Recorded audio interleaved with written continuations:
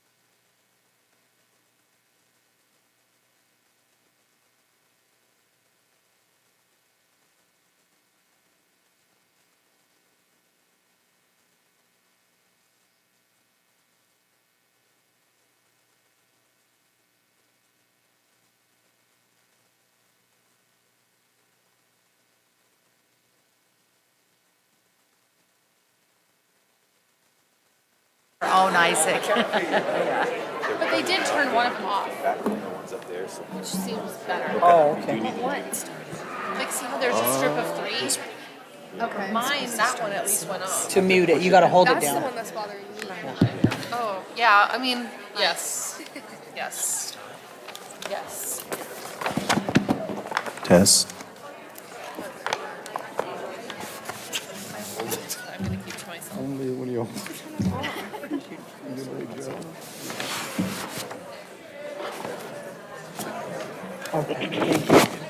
Yeah.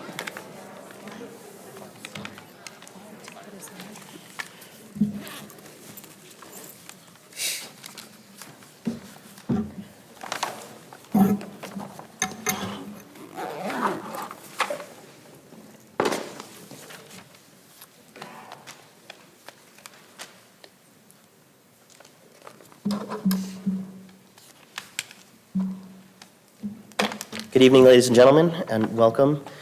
We are rejoining and re-entering our public portion of the Salt Lake City School District Board of Education meeting on November 20th, 2023.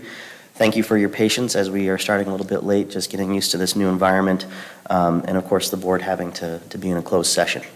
I also want to take this moment to recognize our association presidents for buildings and grounds. We have President Elia Ocampo. I don't know if she's here. I know I definitely saw her earlier today. Child Nutrition President Tanya Slaughter. Hello, Tanya. For the Salt Lake Education Office Personnel Association, we have President Whitney Favre. Transportation President Chris Krogh. The Salt Lake Education Association, SLEA. I already heard Mike and James back there. So thank you for joining us, as always. And then, of course, our Salt Lake Association of School Administrators, SLASA, is President Bree De Leon. And I want to also recognize Adrienne Lovato, who's our principal at North Star. There she is, Adrienne. Thank you for joining us this evening and representing SLASA. Now we'll turn over to our Pledge of Allegiance. Our student board member, Josiah Evans, is going to lead us in the pledge this evening.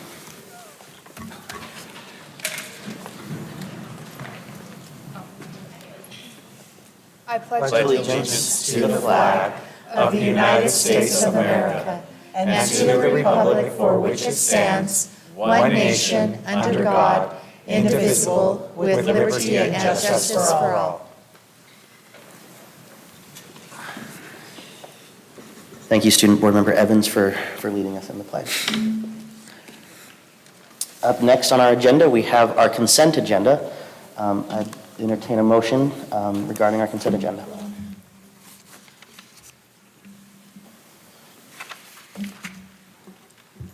I move that we approve the consent agenda as listed in today's agenda. Thank you, Board Member Bade. Is there a second? Second. All right, we have a motion on the table from Board Member Bade and a second from Board Member Sika. Any discussion to the motion? Seeing none, we'll start with a roll call vote with Board Member Sika. Jenny Sika, yes. Ashley Anderson, yes. Nate Salazar, yes. Mohammed, yes. Ryan Jensen, yes. Christy Sweat, yes. Bryce Williams, yes. All right, that motion passes. Thank you, Board, for that. Moving on to our public comment on potential school closure and boundary adjustments. I didn't forget this time, for those of you that were with us last couple weeks ago. The board has asked me to just read some guidelines for our public comment. I'll go ahead and start that now. The board enjoys the opportunity to hear from the public during the comment portion of its meetings. Before we begin, I would like to take a moment to remind you of our board rules governing your comments. 1, the total time reserved for public comment is not to exceed 15 minutes, with all speakers or groups limited to 3 minutes, and in this case tonight, limited to 2 minutes, as I believe. Thank you. The board will not allow public comments during board meetings that are slanderous, obscene, or otherwise violate state or federal law. 3, employees and/or their representatives may not use the public comment period to address issues that should be raised through existing formal communication channels or established grievance or negotiations procedures. I'd also like to explain that unless the speaker's topic is already on the agenda, state law prohibits the board from taking action on items raised during the public comment period. However, if it seems appropriate to the circumstances, I may direct district staff to follow up with a speaker on the topic discussed.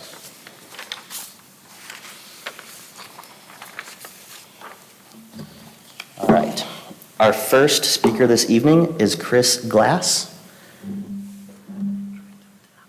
And if you don't mind just joining us at this microphone right there, that'd be great. Yes, thank you, Chris. Hello, my name is Chris Glass. My daughter is a 5th grader at Wasatch Elementary. as well as an enrolled member of the San Carlos Apache Native American tribe. Last year on Orange Shirt Day, which is the day we wear orange to remember the Indigenous children lost during the residential school and boarding school era, my daughter asked her teacher what they were planning to do to commemorate Orange Shirt Day. The teacher was unfamiliar with it, but after hearing my daughter's explanation, this teacher asked my daughter, Avon, what she would like to do to remember the children. Avon said that she wanted to teach her class a Native American dance, a powwow dance, and to tell them a story. And without hesitation, this teacher paused their own lesson plan to allow my daughter to share an important part of her heritage with her class. My daughter came away feeling seen and feeling heard. When I heard this story from my daughter later, I was deeply grateful for a teacher willing to show my daughter this level of compassion and respect. This type of individual support is something I have seen throughout my time as a Wasatch parent. Diversity is accepted and appreciated. Along with so many others, my daughter feels safe and celebrated. At Wasatch, each child's voice is recognized and valued. Teachers and faculty work with students and families to make sure each student finds their individual path to success. Disbanding this incredibly successful community of committed teachers, thriving students, and engaged parents would be a truly detrimental decision to our school district. Thank you for your time. Thank you. Thank you.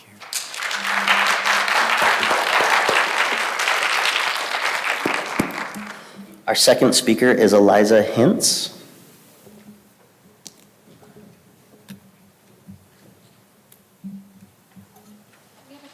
We don't have a timer tonight? We do, yes. I've got a phone, it's fine. Oh, it's way over there. I'll use my phone. Okay.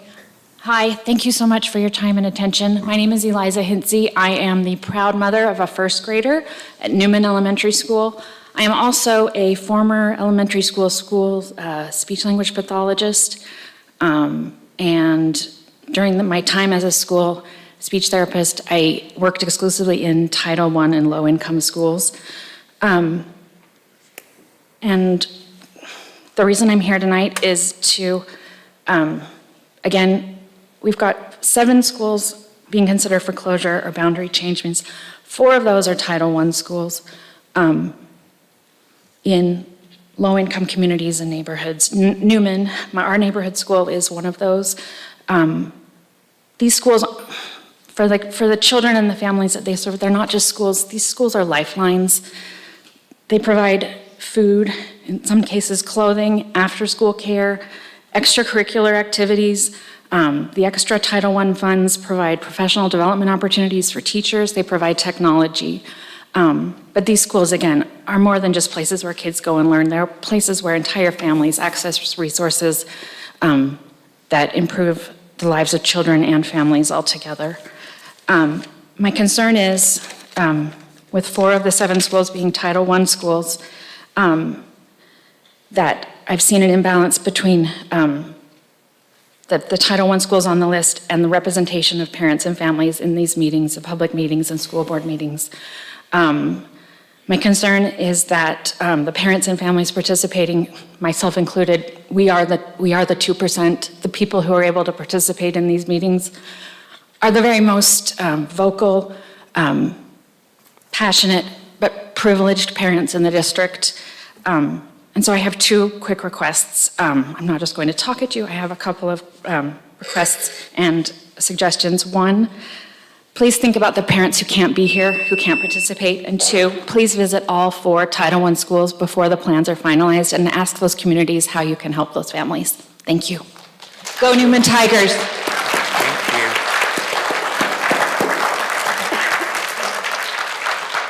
Thank you, Eliza. Our third speaker is Chris Barker.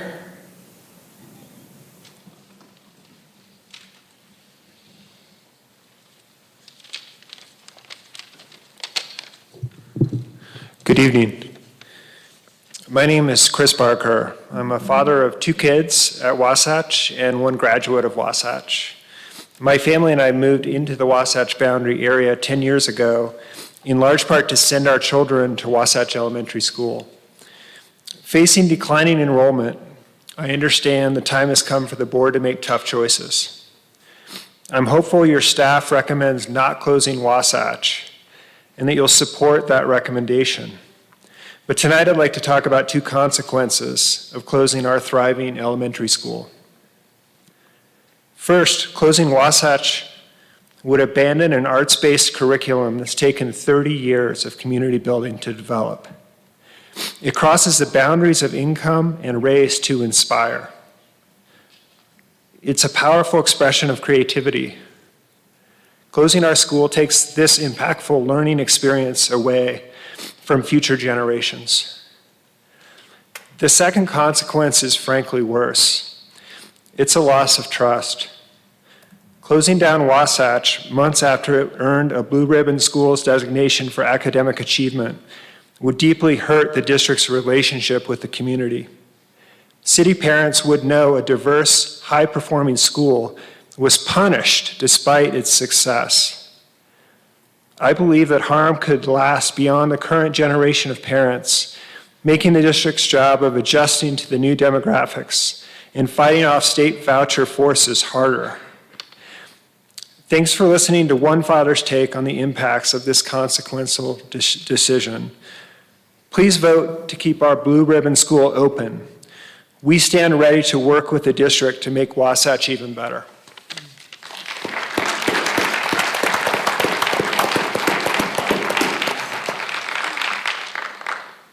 Thank you, Chris.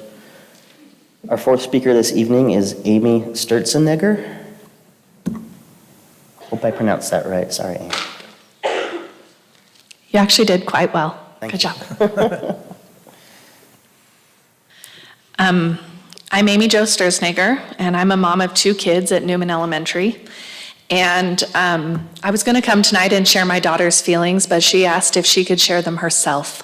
So I'm going to let her share her feelings, and then I'm going to say a couple of things before we're done.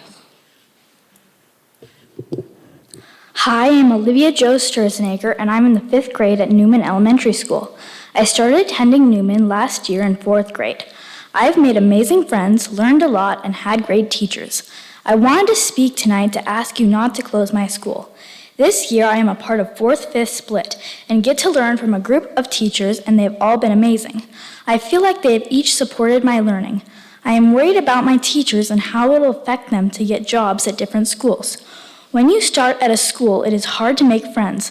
I experienced this last year. I am worried about myself and others losing friends and having to make new ones. My family and I chose for my brother and I to go to Newman, and I'd rather my parents and other parents not have to choose new schools for their kids to go to when we could just stay at Newman.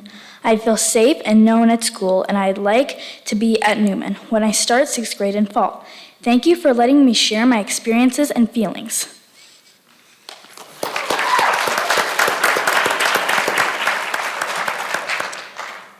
We've had lots of education opportunities since Olivia was young.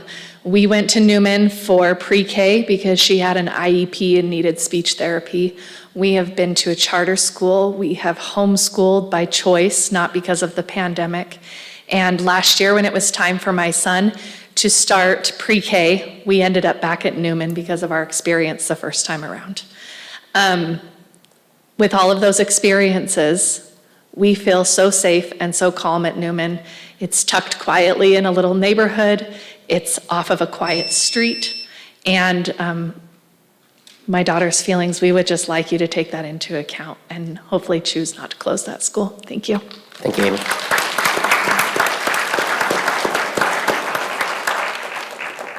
Thank both of you for joining us this evening. Our 5th speaker is Ezra Jones.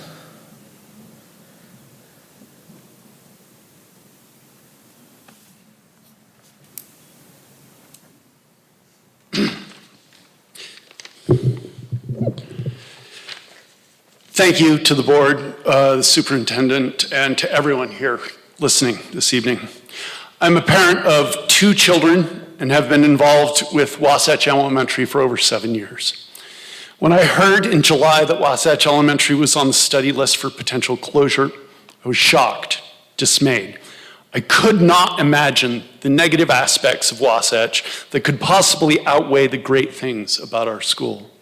I thought then what I have heard from countless parents, teachers, administrators, and students from multiple schools. The Salt Lake School District does not know our school.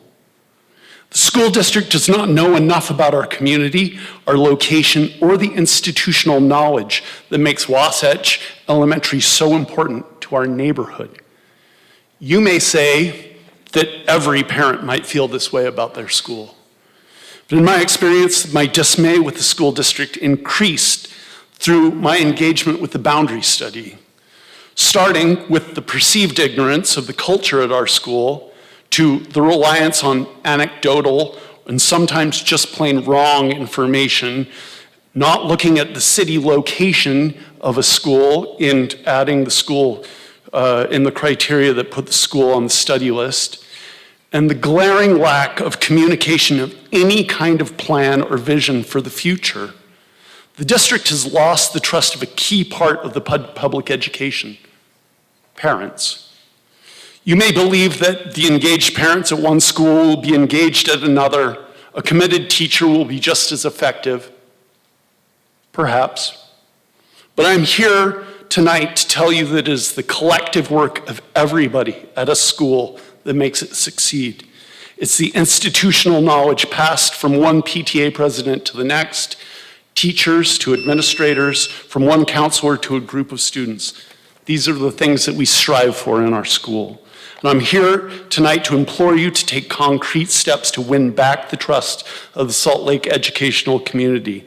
Please find a vision for this school district that communicates specific future benefits for all schools and all students, and change your boundary closure study process so that you're not pitting elementary schools against one another. And please take the time to find out the cultures of your schools before you consider them for closure. Thank you.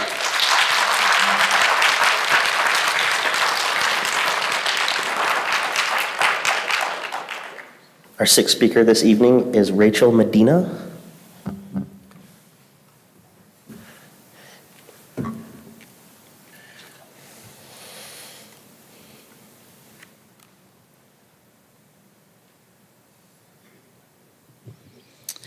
Good evening. My name is Rachel Medina. I'm a mother of two and the SCC chair for Newman Elementary. Newman Elementary is a critical part of our vibrant community on the west side of the city. Nestled in a perfect multicultural neighborhood, it serves as a beacon of diversity and unity, fostering an environment where students from various backgrounds come together to learn and grow. The sense of community at Newman is unparalleled, creating a rich tapestry of cultures that enrich the educational experience for every child.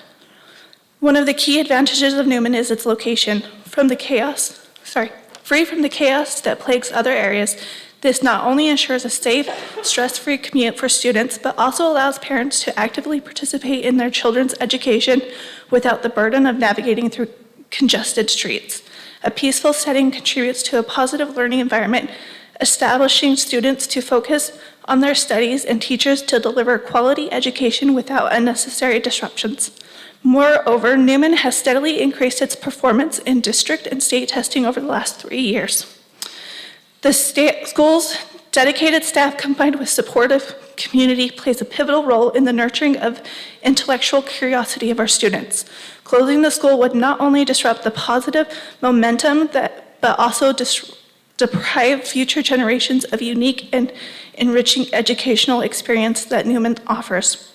Newman holds a special place in the hearts of our community members because it is more than just a school. It is a generational institution that has been a cornerstone for many families. For decades, parents, grandparents, and great-grandparents have proudly sent their children through the doors of Newman, creating a legacy of learning that spans generations.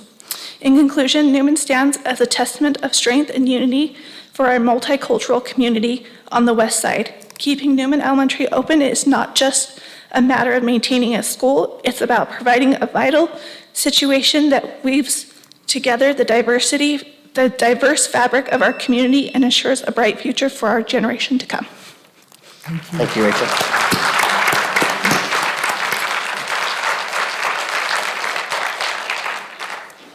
Our seventh speaker this evening is Michael Morris. Thank you, Michael.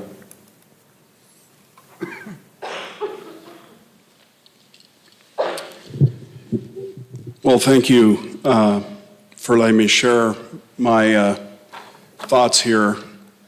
And I want to say thanks to the board members for allowing this all to happen. I grew up in Salt Lake City. I went to Uinta Elementary and Clayton Junior High and East High School and the University of Utah and moved to California for a while. I live here now. I live on South Temple at 1283 East. And my daughter-in-law, Chanel, is a mother of potentially 3 students, one right now who's attending Wasatch. And when I heard about the possible closure of Wasatch, I was shocked, and still am, that it's on the list. And my father attended Wasatch.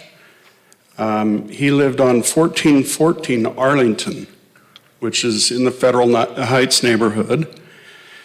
And he had 3 brothers, and they all loved Wasatch Elementary and had great lives living and moving up in the school systems here. They all went to East High. But I'm really kind of bewildered by the demographics. So I work for Zions Bank Corporation. I'm an executive vice president. And, you know, I have a quick commute. But when I look at a map and I see the layout of where schools are and where they might be under certain closure scenarios, I'm really saddened by it. And I'm saddened by the attrition that may occur in the city itself. So I just wanted to share my thoughts and my love of the area and the market, the program. My son who attends, 5-year-old, loves it, loves Wasatch Elementary. So I just want you to know that and leave those thoughts with you. Thank you. Thank you, Mike.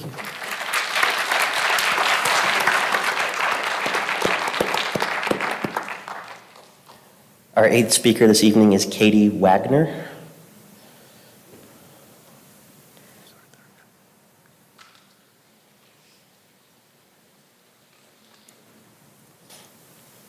Thank you, Katie.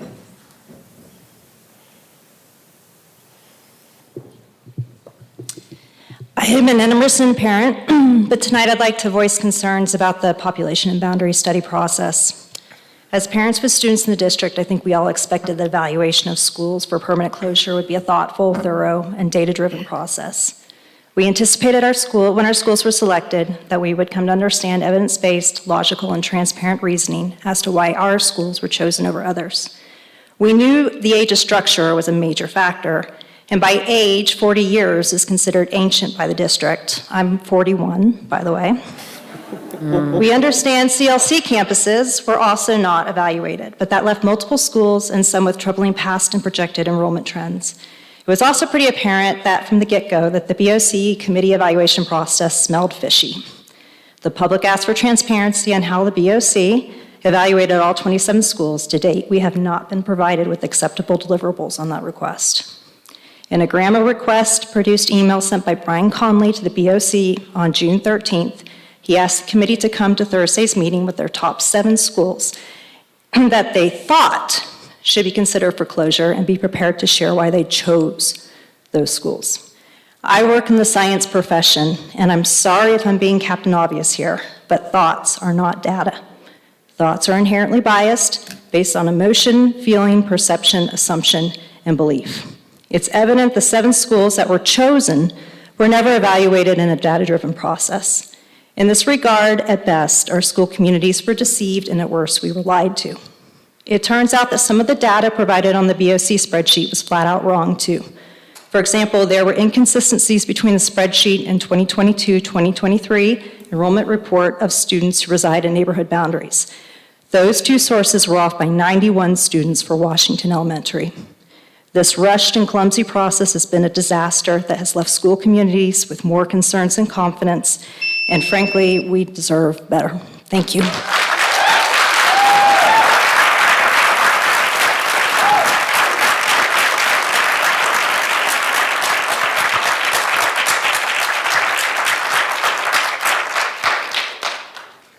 Our ninth speaker this evening is Wally Cromar. Thanks, Wally. So thank you to the board and the superintendent for allowing me time to address you tonight. So I'm a parent of a first and fourth grader at Wasatch Elementary. As you can imagine, the last few months have been filled with anxiety around our home. I am worried for the fate of Wasatch, but I'm also worried about the damage being inflicted by the district because of this horribly executed process. I'll focus on just a few of my concerns. Number one, the objectivity and qualifications of Mr. Conley and the mystery committee that made these initial recommendations for further study.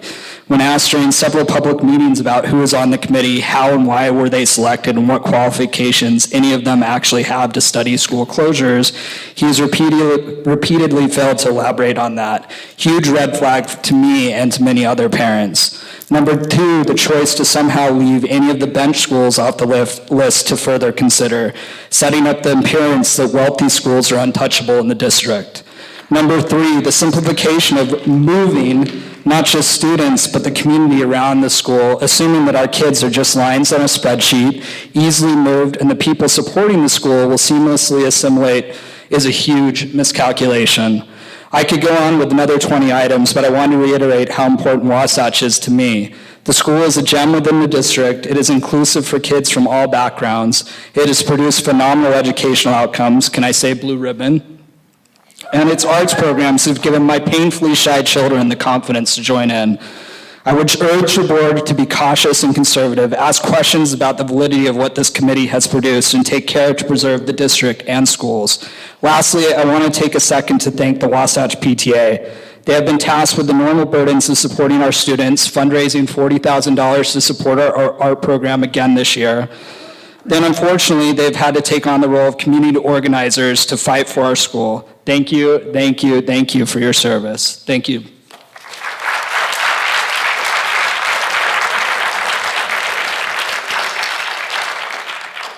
Our final speaker this evening is Joshua Stewart. When the wolves came back to Yellowstone, it did some remarkable things for the ecosystem. It rebalanced elk and deer populations, allowing the willows and the aspen to return to the landscape. The end of overgrazing stabilized riverbanks, and rivers recovered and flowed in new directions. Songbirds returned, as did beavers, eagles, foxes, and badgers. While we're here considering the closing of schools, the better question to ask is how to have a flourishing community and bring children back to Salt Lake City. As architect and urban designer, and as someone who has studied city walkability for decades now, we can point to the culprits in this Salt Lake City ecosystem. The state of Utah legislature and the governors of Utah have spent billions of dollars over decades encouraging families to leave Salt Lake City. They have built enormous freeways to what were farmlands and orchards in Salt Lake, Davis, and Utah County, and subsidized the home builders. The legislature has brutalized Salt Lake City with large auto and truck arterials to and from downtown to the university, and ignored State Street corridor for decades and used Salt Lake City taxpayers' money to do so. Think of the analogy of a swimming pool with water going into it and water leaking out of it. The players affecting the school district, student population, state legislature, city, university, downtown alliance, businesses, churches need to do two things: slow the leaks and increase the flow. The best way to slow the leaks is for the legislature and the governor to stop funding highways, highway widening, and bigger arterial roads out of Salt Lake. Mountain View Corridor and Davis County Freeway are examples. Increasing the flow into Salt Lake can be achieved by creating more livable neighborhoods. Across the country, as roads are narrowed, trees added, and traffic calmed, families come back to neighborhoods.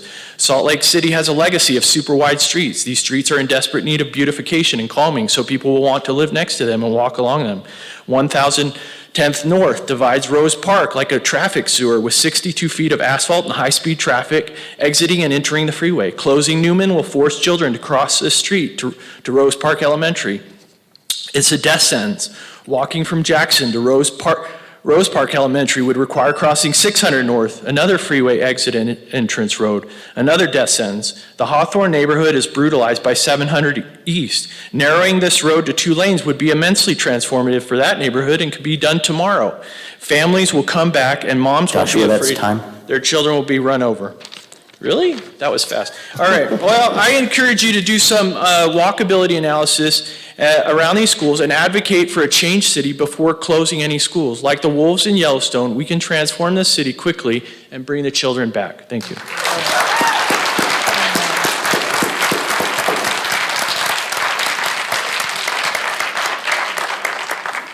Thank you to our speakers this evening for engaging with us in this public setting. I know it's not an easy thing to do. I really appreciate and respect. I saw some shaky hands and some nerves, but y'all handled it like pros. Thank you for your trust in us and of course your patronage with your students and your children in our schools.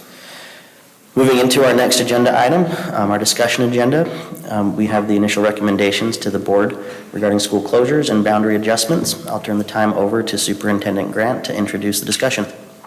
Thank you. I'm going to move to the other table here. Okay. Present.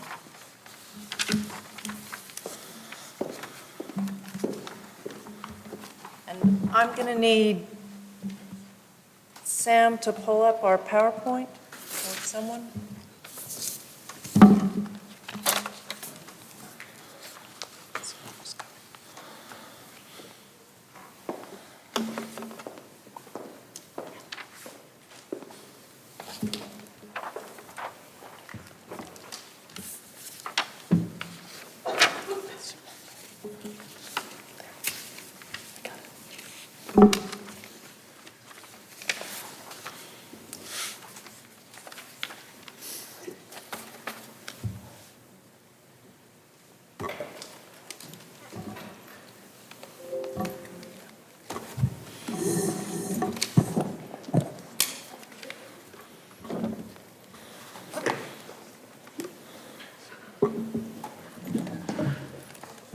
Thank you, Sam. This evening, I am presenting the district's initial recommendation on elementary school closures and boundary adjustments. And we will also share our plan for special programs placement, the special district program placement, should the board choose to move forward in closing schools. These are the superintendent's recommendations to the board, as well as the recommendation of the senior team in the Salt Lake City School District, who has worked hard on this over the last few months with tremendous care and commitment. And I want to say thank you to them for what they have contributed to our thinking and to the future of our district. We believe that we are providing the best recommendation for students, families, and the district as a whole, and that we have fulfilled the requirements outlined in the board policy and administrative procedure, including the expectations of further study, and the board's charge to review the configuration and organization of our schools and make recommendations to the board. These are initial recommendations because the board is still receiving feedback, as they did tonight, and has the opportunity to review this proposal and to direct the district in changes if that is the decision of the board. Before getting started, though, I want to recognize the gravity of these choices. In recommending the schools for closure, and with that, the courage of the board in making difficult choices that serve the long-term health and success of our district. Closing schools is difficult. We all feel the significance of these choices. I want you to know we have been careful and measured in our decision-making. I was the principal at Lowell Elementary when the decision was made by the board to close Lowell. It was heartbreaking. My grandmother, Sarah, attended Lowell Elementary in 1911. My mother, Sally, attended Lowell Elementary from 1944 to 1948, and I was principal of Lowell Elementary from 1996 to 2001. That was hard. It was heartbreaking, and yet, after a time, everyone was okay. I am certain that it is in the best interests of our students in this district to consolidate schools and create vibrant learning communities in all of our schools. One reason school closure is so hard is that the transitions are uneven. We will be different, and this will be better this time. We've drafted a plan should you choose to close schools. We've shared it with parents for feedback. We have shared it with school leaders for feedback, and will continue to improve that over the weeks ahead. We announced that all current faculty and staff of impacted schools will be offered equivalent employment opportunities within the district in the event of school closure.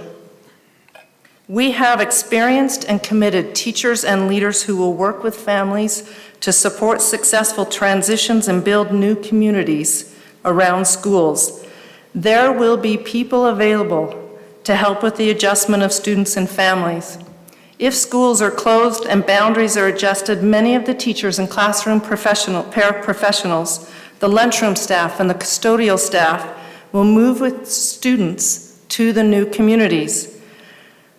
The community's students and families will see familiar faces. There will be continuity even in change. Should we move forward, there will be transitional teams in place to welcome families and students and help us in each instance create new schools and communities. I am determined that should school close, we will do it differently and we will do it better. I want to go through what we'll be presenting to this evening. First, I want to share a little bit about the district vision, and then the population and boundary study process. I will then share with you the recommendations on school closures and our rationale. Recommendations on boundary changes and our rationale. These two items would be up for board vote, should you put them on the agenda. We will also share what we will do with the placement of special programs, should you vote to close schools. And then give an initial transition overview and provide time for questions from the board. I want everyone to know we're covering a lot of items here. It will take some time, and we've set up some time for questions with the board at the end. As I'm working through the slides, please let me know if you have any clarifying questions, but I ask that you keep substantive questions till the end, and we'll address them there. I'm asked the senior team, my cabinet, to come and join me on the stage when we get to that questioning time. At the end of this presentation, I want the community to know that all of our data and rationale will be available on our website, on the population and boundary study page. It's important to put this process into context. We have examples of remarkable teaching and learning in this district and big things ahead. The Salt Lake City School District will be the flagship district in this state. Flagships lead. Flagships set out into new territory. Flagships signal back to others what needs to be done. Flagships are at the cutting edge, at the front. We will be a flagship district. However, we need to go through a closure process because of the context that we live in. And I'm going to explain more about that, about our situation right now. We will be a flagship district because our children in this district deserve nothing less. We must keep in mind the overall need. The number of school-aged children in our state and city is decreasing, and in Salt Lake we have more schools than necessary to serve them.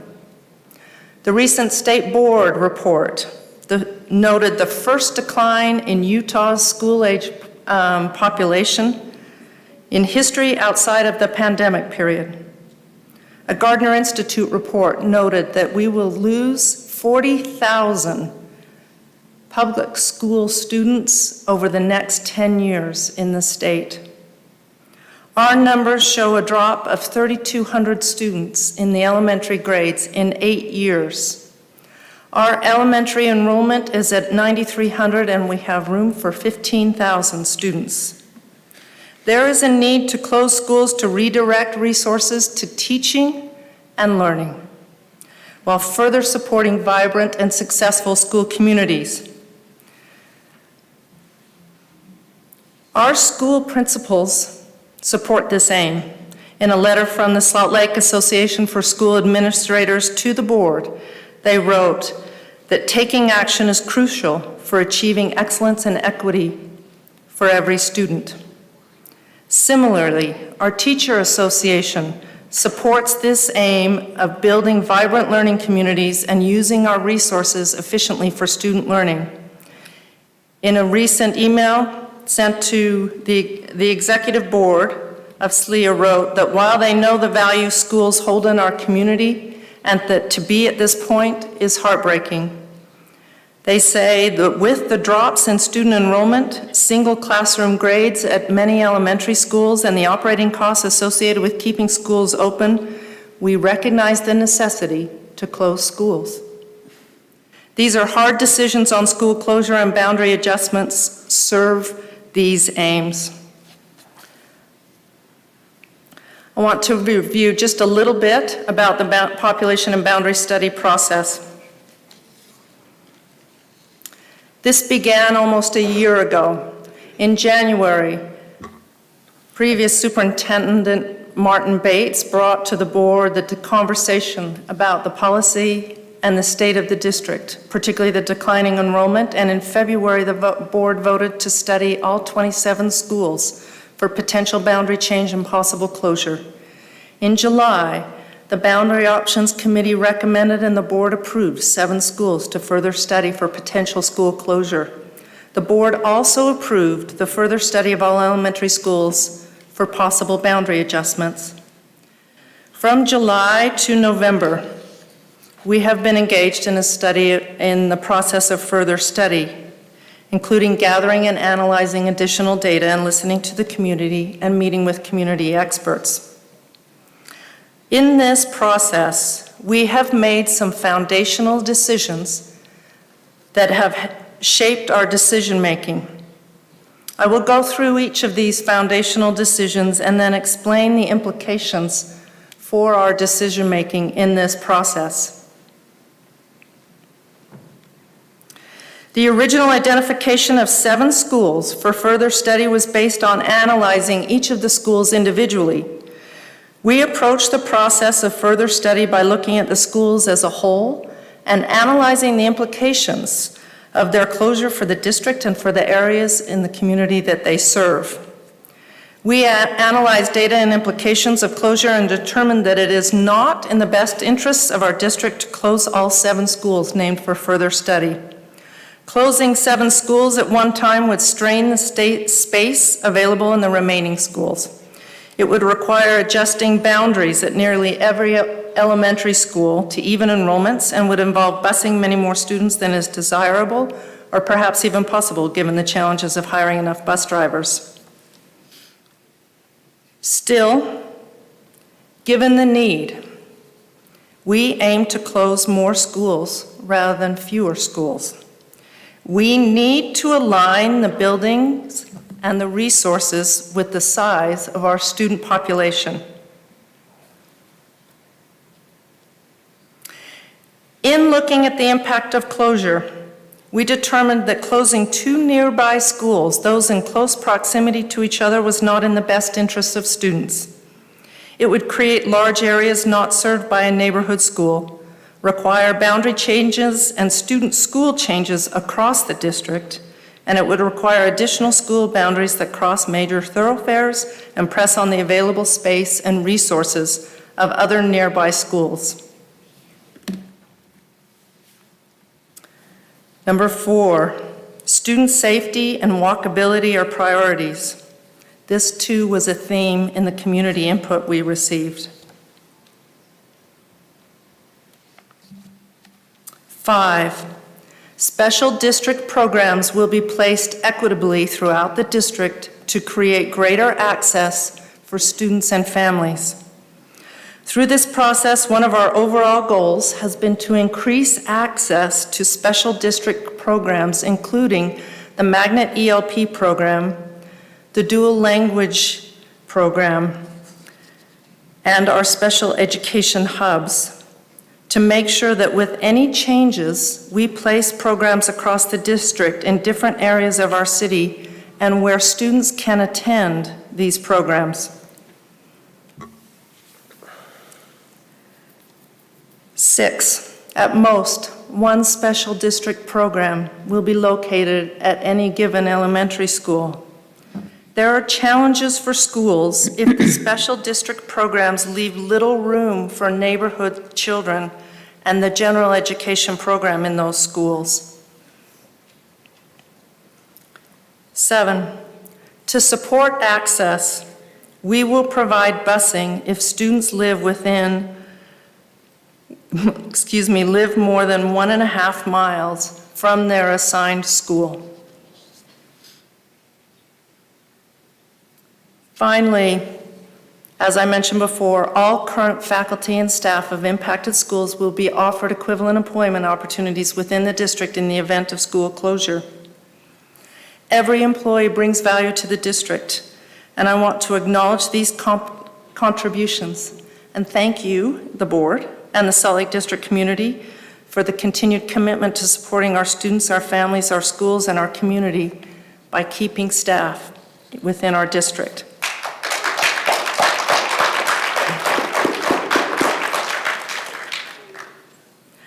There are then implications of these foundational decisions for our decision making.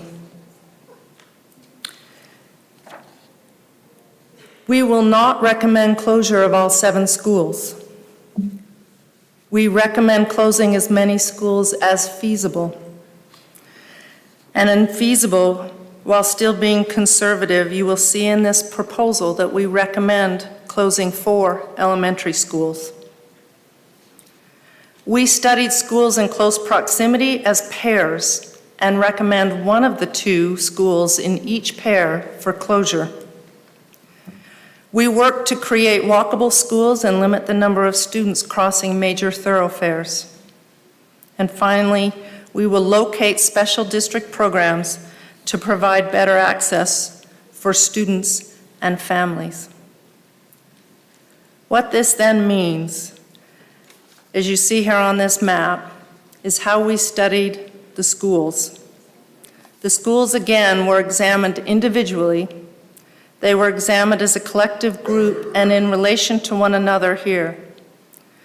So as we go forward, you'll see that we looked at both Newman and Mary W. Jackson together.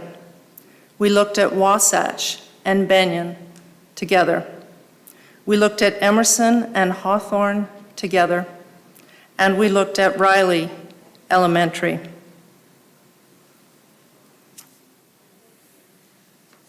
We also gathered and evaluated additional data. This data sheet of 40 data points will be available again at the completion of this presentation on our website. In addition to that, we have prepared a full explanation and rationale for our decision-making regarding school closure, boundary adjustments, and special program placement. That too will be available up on our website at the end of this presentation. I want to explain a little bit about this data sheet. I know you can't see it, and I have a picture here just so you know what it is, and particularly so the community knows what it is when we post this. What we have done is put together these 40 data points on each of the schools on the study list. And then made the difficult decision of trying to distinguish among the schools. Again, with the agreement that we wouldn't close all 7, but would recommend closing as many as feasible. We decided to look for outliers in the data. Outliers, as it says in the bullet points, are areas in which a school over or underperforms based on a benchmark. Outliers provide a point of differentiation between the schools. Many of the data points that were part of the policy and administrative procedures had no outliers, and thus they were not used to distinguish among schools. And individual data points balanced with feedback and other factors as part of the holistic review of schools. I want to say that though we have put this into a data sheet, there was nothing easy about distinguishing among schools and weighing what we ought to do to best serve the district in meeting the aims that we have. On this data sheet, we have a column where there's a yellow box. This is the number of students enrolled in the school in the current school year. We set a benchmark of 200 schools or less as the outlier in this column, in this piece of data, and then noted those schools that were less than 200 students in those schools this year in the enrollment. So you'll see on the data sheet, and I know you have the hard copies there in front of you, the outliers are noted by the highlights.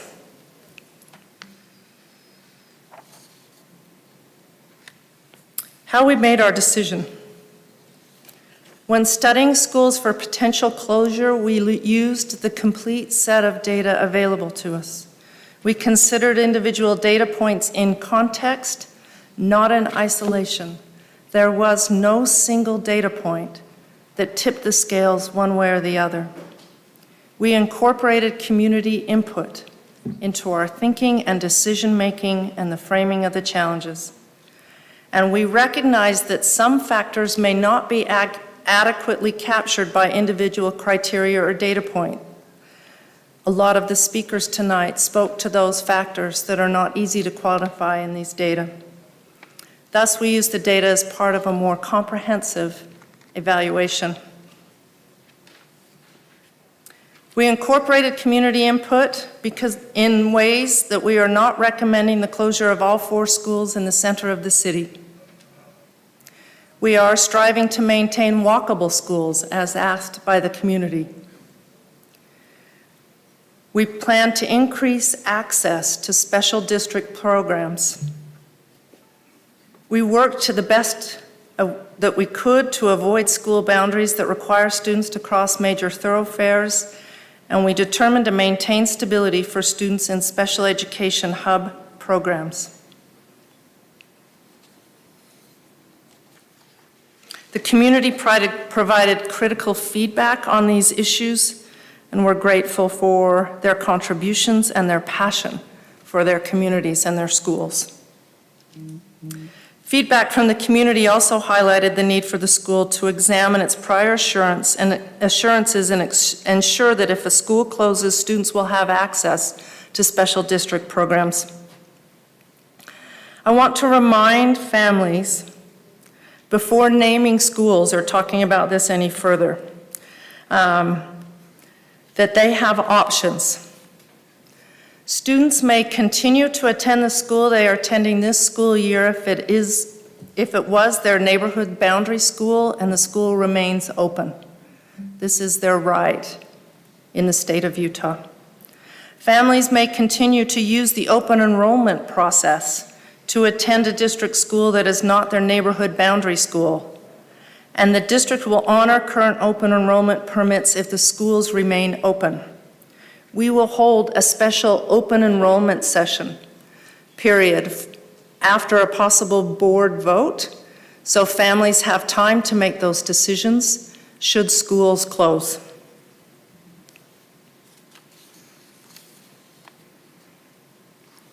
The recommendations on school closures and our rationale, and I'm going to walk through these decisions and present a quick summary of our reasoning. More information, again, is available in our rationale document. We looked at the schools in pairs, and I'll start with those pairs here. Newman and Mary W. Jackson.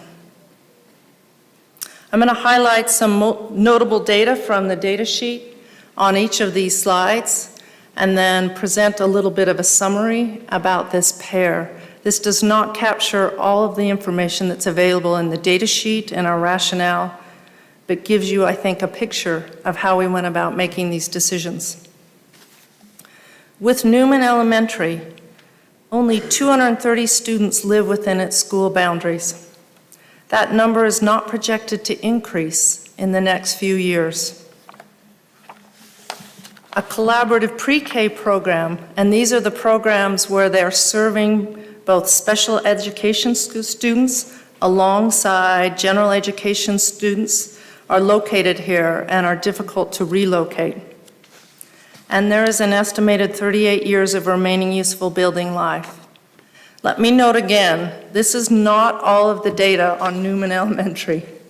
As we heard tonight, there's a great deal more to the story of Newman Elementary, as there is when we talk about Mary W. Jackson in the next slide. What I'm pointing out here is some notable data, some outliers in the information that we have that helps us look at a comparison of schools and decide what to do here to best serve our students. Some notable data in the Mary W. Jackson Elementary. It has 5 schools in close proximity that are walkable alternatives. 218 of Jackson's 337 students are part of the dual language program, which can be relocated to another school in the area. There is, in Jackson, only 1 neighborhood class per grade level. The other classes are the dual language enrollment classes. There's an estimated 18 years of remaining useful building life.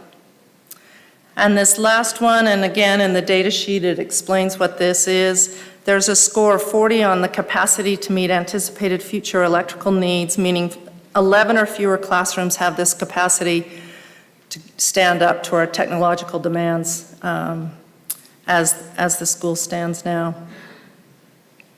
If we look at a comparison of these, and again, I want to highlight the gravity of these kinds of decisions, to be weighing the future of schools with the understanding that we can create vibrant learning communities across our district, but recognizing that the most responsible thing to do is to direct our resources toward the classroom rather than toward buildings.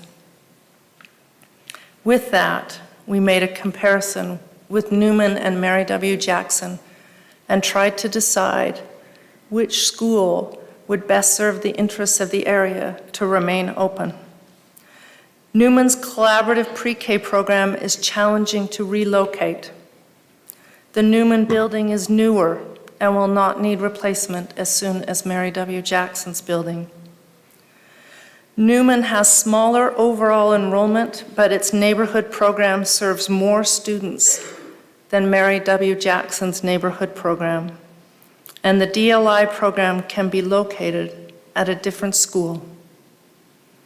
With these and other factors, the district determined that Mary W. Jackson Elementary be recommended for closure.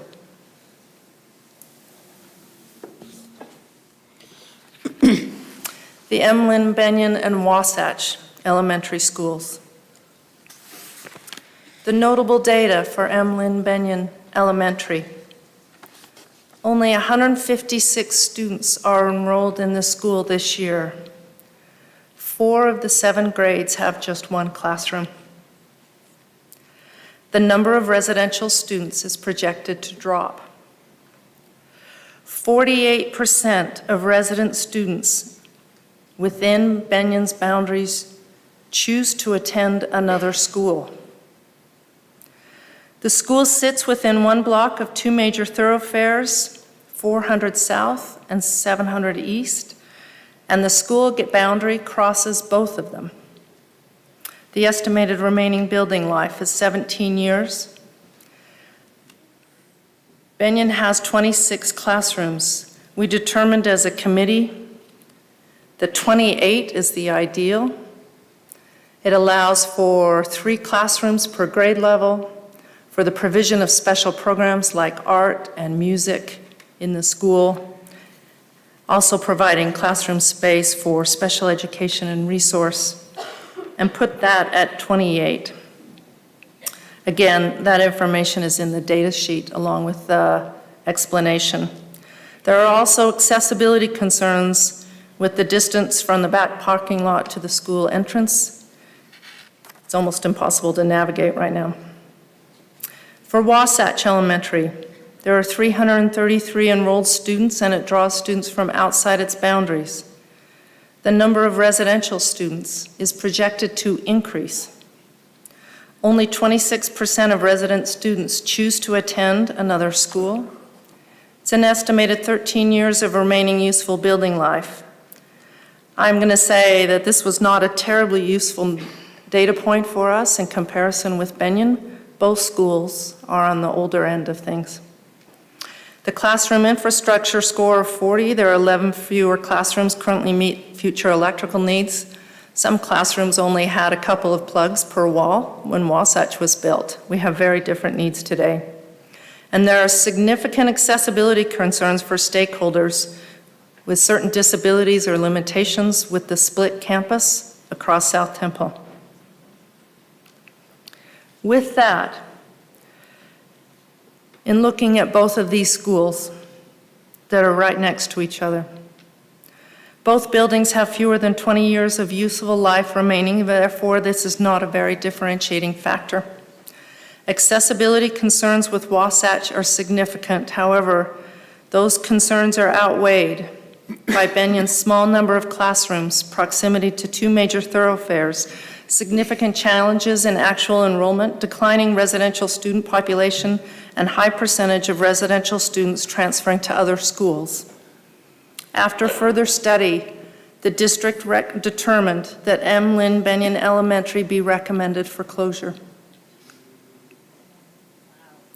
Hawthorne and Emerson.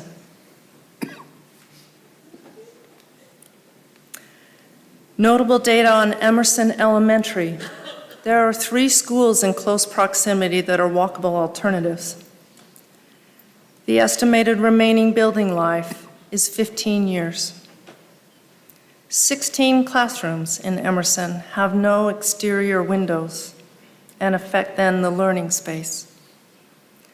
Accessibility issues with the playground exist, though we are currently addressing that through some campus improvements to serve current children who attend Emerson. Emerson is a district hub school serving students with disabilities. The district is committed to reducing the movement of students in a hub school. A hub school is a school that brings together students with disabilities in the special education program in collaboration with the general education program so that the teachers work together. That creates this program. Relocating the hub would mean significant disruption for students and for collaborative teaching teams at Emerson. The notable data on Hawthorne Elementary. There are only 224 residential students. The residential enrollment is projected to decrease to 190 students in the next 3 years. Hawthorne is located next to 700 East, a major thoroughfare, and about 90 students walk across the thoroughfare to school. The estimated remaining building life is 23 years. The classroom infrastructure score was 40.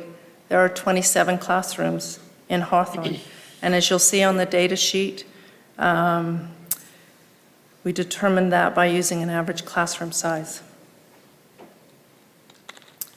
Emerson and Hawthorne.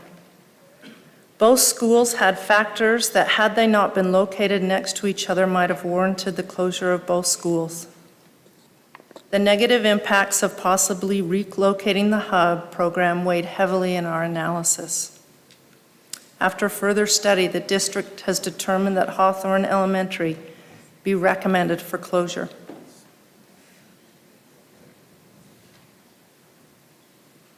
Riley Elementary. The current enrollment is 193 students. Last year, 41% of residential students chose to attend a different school.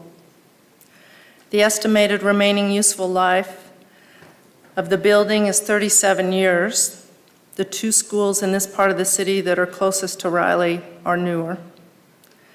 They are within 1.5 miles of Riley and have the capacity to welcome Riley students.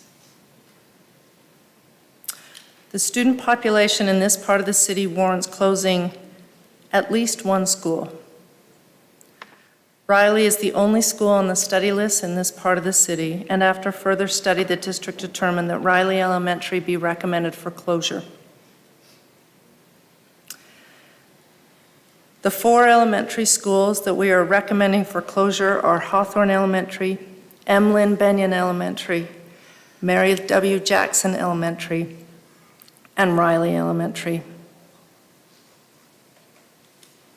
This is significant.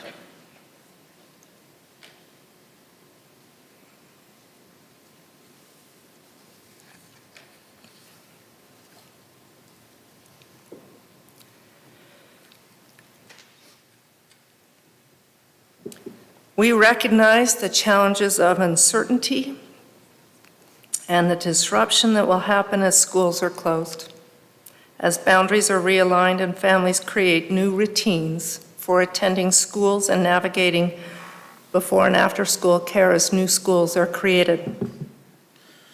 If schools are closed, our responsibility as a district and mine as a superintendent is to minimize the disruption as much as possible and smooth transitions to our new schools. I want to note, and I have said this before, there is great teaching and learning going on in our classrooms. I want to note the contributions within each of these schools and how many students they serve and continue to serve. There are, again, remarkable things happening in our classrooms. They are happening in these schools. The only reason for making this recommendation is that we believe, as a team within the district and I as superintendent, that we serve our district best by consolidating schools and reallocating, redirecting our resources and time and attention to building vibrant learning communities in the schools that remain. I'm going to move now to the recommendations for the boundary adjustments and the rationale. Again, this information will be available to the community on our website at the end of this presentation. Again, we use data to determine the recommendation for boundary changes. We focused on creating walkable neighborhood schools. We focused on student safety, enrollment numbers, and student demographics. The details, again, are in the rationale, but I want to walk through a few things. We focused on the walkable schools. Community input asked the district to prioritize walkable schools and to address student safety concerns in recommending changes to boundaries. We were interested in providing as many students and families as possible with a walkable neighborhood school. We are recommending only 4 schools for closure because it means the most, this means that the most impacted students will still be able to walk to school. We are proposing new boundaries that emphasize safety of students, either by providing them with a walkable neighborhood school or district transportation to their new neighborhood school. We focus on student safety in creating new boundaries.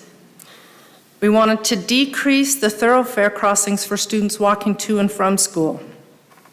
We wanted to ensure no impacted students would have to cross a major thoroughfare or get past I-15 to get to their proposed neighborhood boundary school. We wanted to create walking and biking routes that are even safer for our students. And we wanted to respond to student safety concerns that are critical to all of our stakeholders. We also, in redrawing boundaries, attended to enrollment and demographics. The district aimed to balance elementary school enrollment across all schools. We wanted to ensure that schools aren't overburdened or underutilized due to boundary changes. We wanted to ensure that schools without a special district program have a robust neighborhood enrollment, and that Title I status and the community eligibility provision, CEP status, that allows all students to have breakfast not be impacted.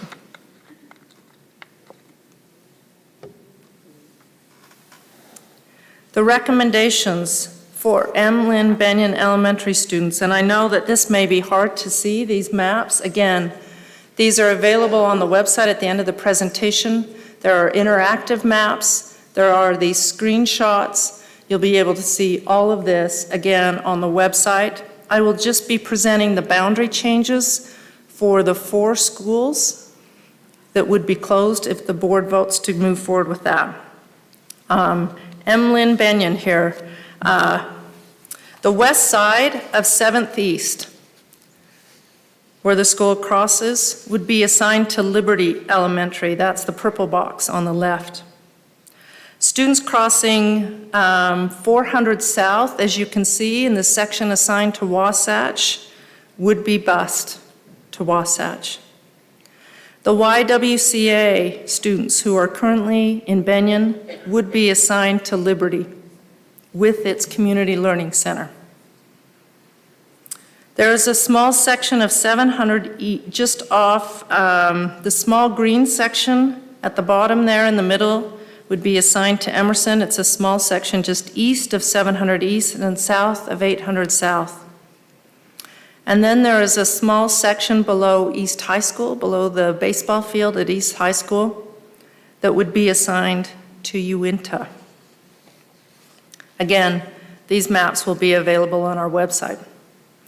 Also, families will be able, there is a map there that families will be able to go into, input their address, and see what their assigned school would be if they're in one of these boundary change areas.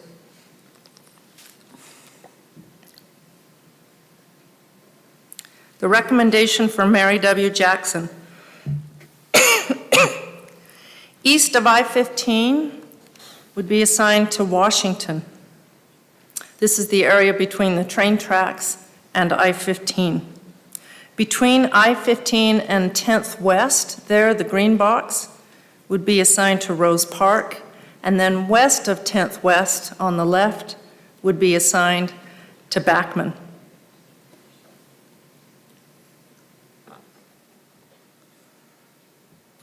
The recommendation for Hawthorne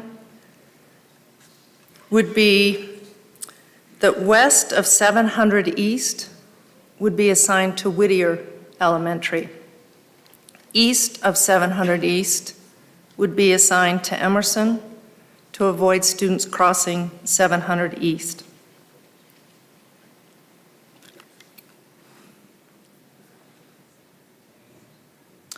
The recommendation for Riley.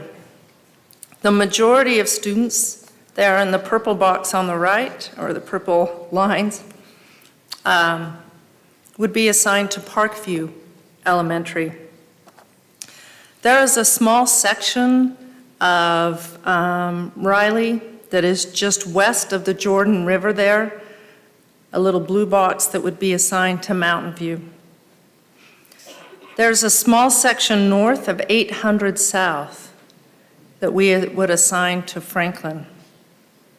And then there are areas that you can see at the far left of the map that are west of Redwood Road. There are only a handful, and I think that means maybe 3 or 4 students who live in this area. It is more of an industrial area, but they would be assigned, one part of that would be assigned to Mountain View. The other part would be assigned to Edison Elementary. In addition to adjusting boundaries for students currently attending schools that may be impacted by closure if the board approves the district's recommendations, our recommendations include boundary adjustments for 14 schools that are affected. You saw most of these changes in the previous maps. Again, these maps will be available on the website. These would then be the proposed new elementary school boundaries in the Salt Lake City School District. And again, these maps will be available so that you can see them more clearly on the web. I want to make another reminder about enrollment options. I think parents often don't know of their rights and abilities to make choices. So students may continue to attend the school they are attending this school year if it was their neighborhood boundary school and it remains open. Families may continue to use the open enrollment process to attend a district school that is not their neighborhood boundary school, and the district will honor current open enrollment permits if the school remains open.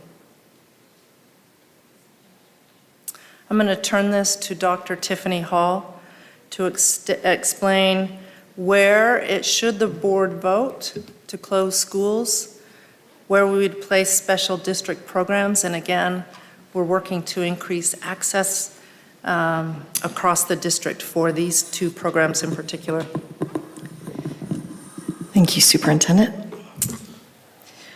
Board, it is a pleasure to be in front of you and talk about some of the opportunities that this would bring to our students and our special programs. Again, contingent on the initial recommendations. These are not a placement that you will need to vote on, but they will be things that as we deal with the changes in both schools recommended for closure and in our subsequent boundary changes. This will affect 3 of our schools. It will affect Hawthorne, that has a Magnet Gifted and Talented program, or ELP program. It will affect Mary W. Jackson, that has a robust DLI program, as you saw, a dual language program. And it will also affect Emerson, as the boundaries for Emerson would change and more students would be moved into Emerson. So we need to talk about these programs, but we also need to have some conversations, or we've been having conversations, that braid around the conversations around closure and around boundary adjustment to really look at the vision we have in this district for access and equity to all of our special programs. This has been something that our parents on our advisory boards have brought to us. It has been something that you, the board, have brought to the programs in my department. So we are excited to give you a vision of what this could look like in the future. We know that this is very early and very preliminary because you have decisions to make. We also want to bring this forward at this time so that parents would be aware of the plan that we have to make sure that their students continue to be served by special programs and that they can begin to think about plans they would make for the family if in fact you voted to approve our initial recommendations. As did the conversation around the closure of schools, we had some foundational decisions regarding the placement of special district programs. Thank you. The first was that special programs should be placed equitably throughout the district. We have discussed and known for a long time that we have had, for instance, 3 Magnet Gifted and Talented programs within walking distance of each other in the central city. This has not provided equitable access across our district, which is a large geographic area that also has a number of geographical features, both natural and man-made, that make it difficult for students to get from one end of the district to another without transportation. We decided that each school should have only one special program. This is to ensure the vibrancy of our neighborhood programs, as the superintendent has spoken about. It is important for us to see that all of our grade levels should have at least 2 or 3 classrooms so that students and families have choice, so that teachers have the ability to collaborate together, and so that resources are not limited or diverted to supporting more than one program. And those are resources like time, like parents, like teacher energy. We have, as the superintendent said, amazing teaching and learning going on in this district. We have dedicated and professional teachers, and we have caring and engaged parents. And we want to make sure that every one of our schools enables them to use their time and their energy to support the students at that school so that all students can have a robust, exciting, and engaging education. We would like to have all of our district special programs at schools that are large enough, that have enough classrooms for us to be able to place a special district program there without displacing another set of neighborhood students, and that will, as we discussed in the previous point, ensure that we have enough room for vibrant neighborhood programs. A fourth point is that we will, in the future, move forward with assigning special district programs to an area. Schools will be assigned to a special district program school, and students will be able to attend that school with district transportation. This is for both our magnet programs, which currently receive busing, and also for our dual language immersion programs, which currently have not had district transportation. This is a key factor for us in making sure that any family who wants a student to participate in one of these special programs has access. The other piece to putting them in special areas is that it will limit or reduce the amount of time students need to spend on district transportation when they are attending a special school. We would like to make sure that students spend most of their day learning and having a good time at school and not on a bus to or from their neighborhood.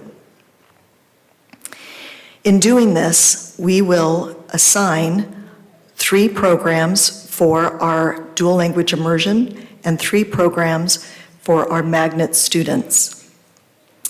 As you can see on this map, the blue dots, which are dual language immersion, we will have a program at Newman Elementary School in our upper, I'm directionally challenged, our upper north quadrant, northwestern quadrant. We will have Mountain View, which is an existing DLI program in our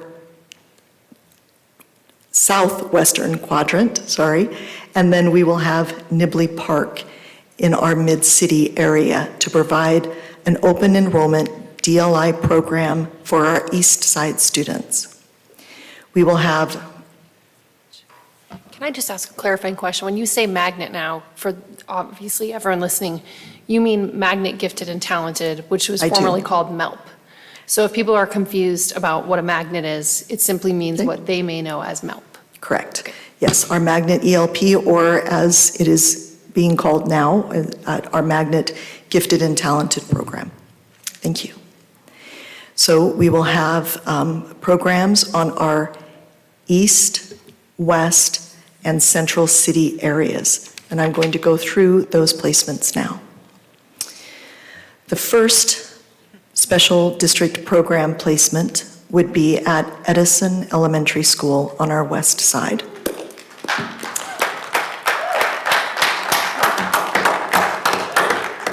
This is something that our board and our families and our administrators and our teachers know has been long in coming.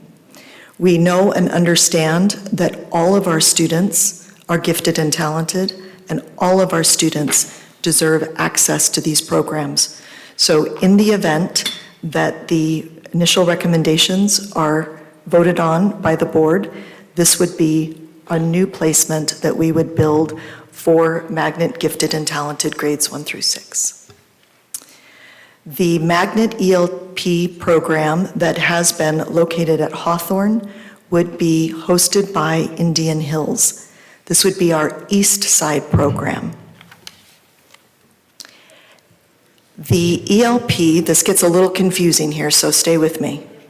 The ELP DLI program, yes, it is a combined program that is both a dual language immersion, but it is not open access.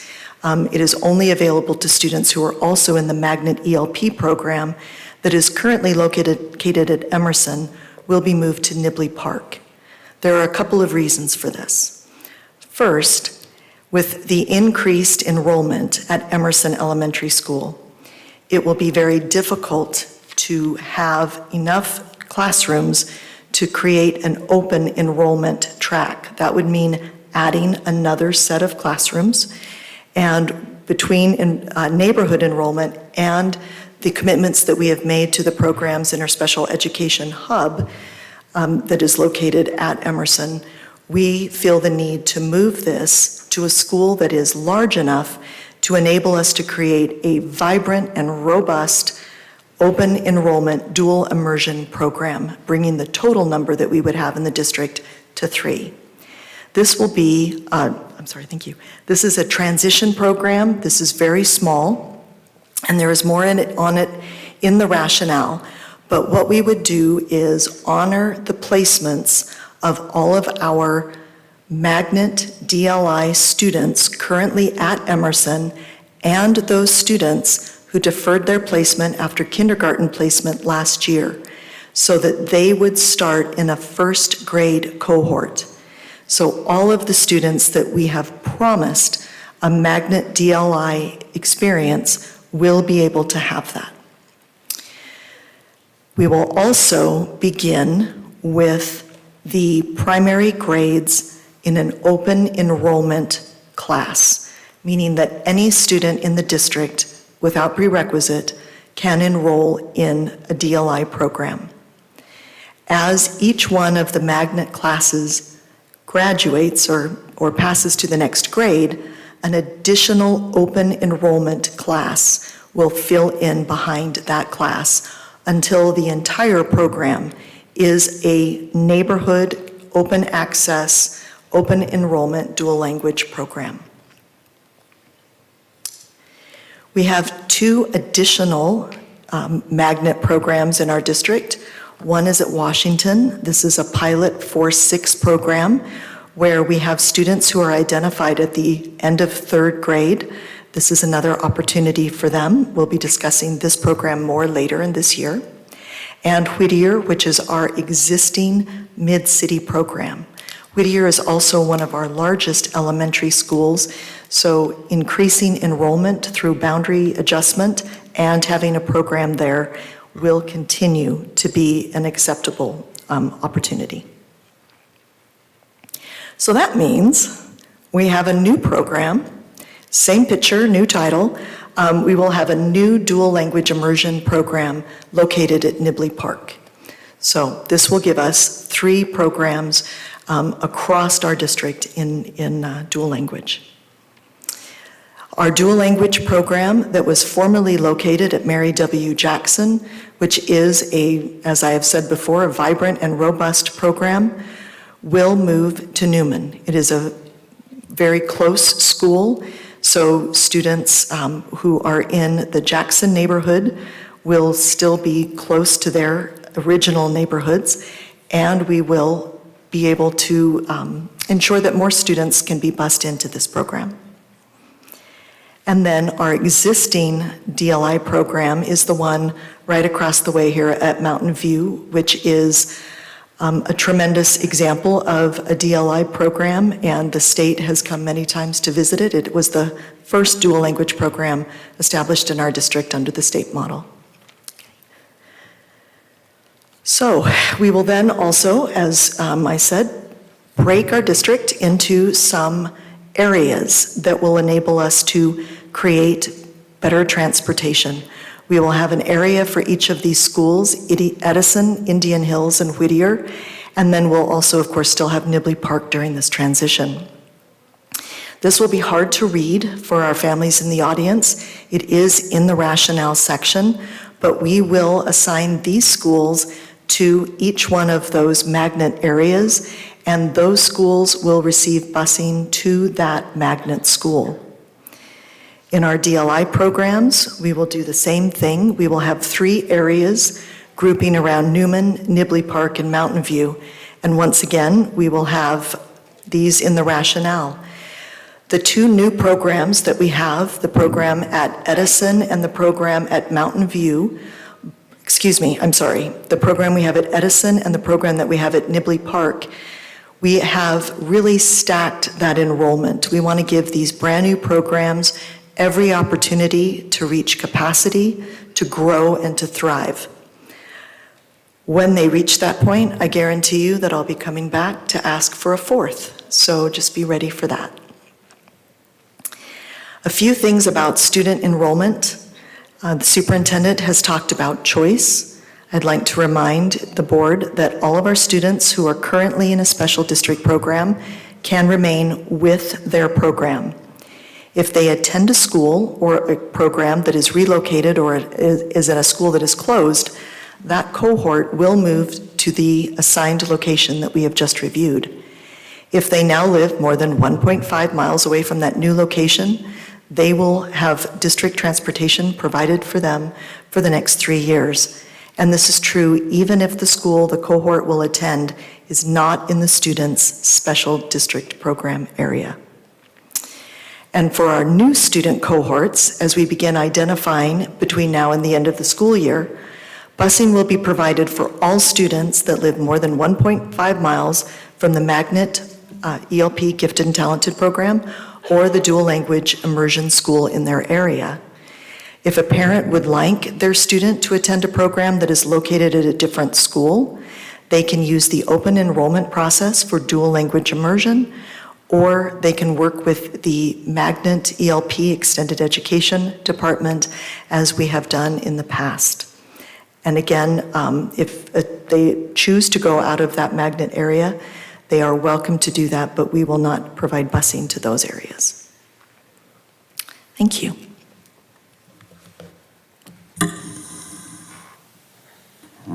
I just wanted to share a few highlights, a little bit of an overview of transition planning. These plans, of course, are contingent on a board vote to close schools and to adjust boundaries. Our commitment would be to communicate well with families, to help them navigate possible changes. Our plan is that students would transition in the fall of 2024. Our school leaders are poised to work with families, school community councils, and parent-teacher groups to address the transition and to support students and families in this, both as leaders who are there now in the schools that are named for closure and those who would be welcoming new families, new students into their schools. We will certainly host meet and greet activities for students, family, and staff, end of year combined events, start of school year activities, and other activities that will help introduce the new school to communities as they come in. These events, of course, are open to all sorts of suggestions from the community about how best to recognize this kind of change and to support families in this. And we'll provide the social emotional support to students. Counselors are there at the schools delivering this. And again, I want to note, the open enrollment period is open now. We will provide a special open enrollment period after a board vote. Should the board vote to close schools, we want to give families enough time to be able to then decide where they would like to choose if they want to make a change from their assigned school, and we have a special open enrollment period scheduled that would be available for those families. For staff, again, we're keeping our employees, our valued employees, and they will play a critical role in the quality of the transition for communities. They are the familiar faces for people. I was at North Star Elementary today. I talked to the woman who serves lunch to our students there. She has been in the school district for 32 years. She has been at North Star Elementary for 20 years, serving practically generations of students in the Salt Lake City district. She is a familiar face. I wanted to make just a couple of comments about property use. There have been no decisions about the use of property should schools close. If the board votes to close schools, as said in this first bullet, the district will present recommendations for review to ensure that the land or the building remain assets to the community. This is written in our policy and our administrative procedures. Preference by law will be given to preference by policy will be given to uses that directly benefit students and/or the district. Preference by law would be that if any site were to be sold, the city has first rights to purchase that. We will solicit input from community members. In fact, we want to open online options for community to provide their input on what would be ideal in these spaces within their communities. And we want to let people know that during any transition, the buildings and grounds will be maintained and they will be secured.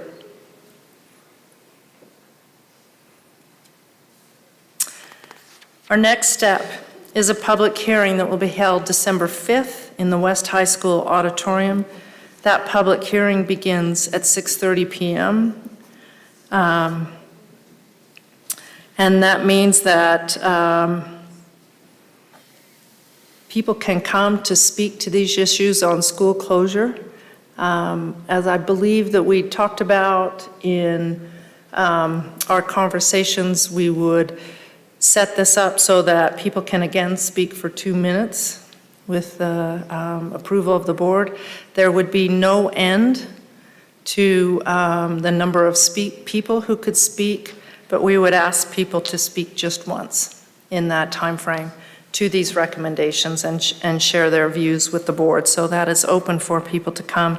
We wanted to make sure that people had in hand the recommendations themselves and could speak directly to those and share information and ideas and recommendations and their concerns with the board, knowing what the proposal was on the table. I want to again state that given the decline of enrollment in the Salt Lake City and in the Salt Lake City School District, it is important for us to use our resources well in the service of student learning. Our school district can become a flagship, but it's going to take some work, and it's going to take a lot of years. It's going to take a lot of commitment, and it may take some hard choices. It is difficult to deliver this recommendation. Each of these schools has value, and they represent a community that has been working to serve families and students for years. This needs to be honored and celebrated.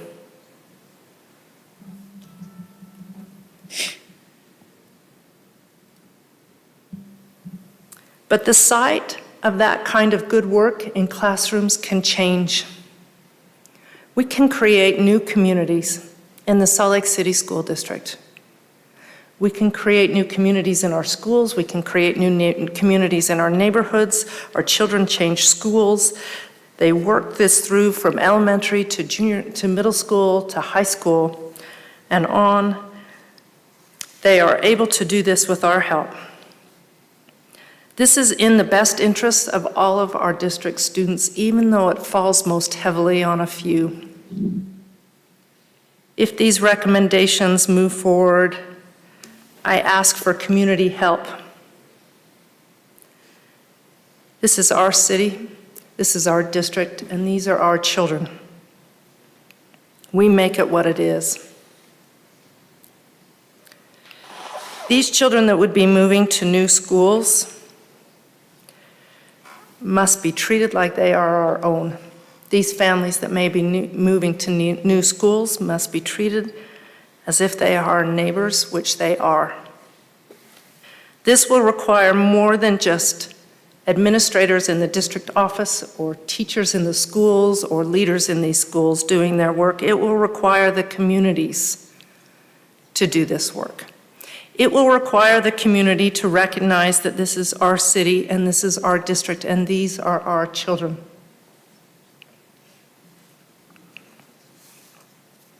All of them.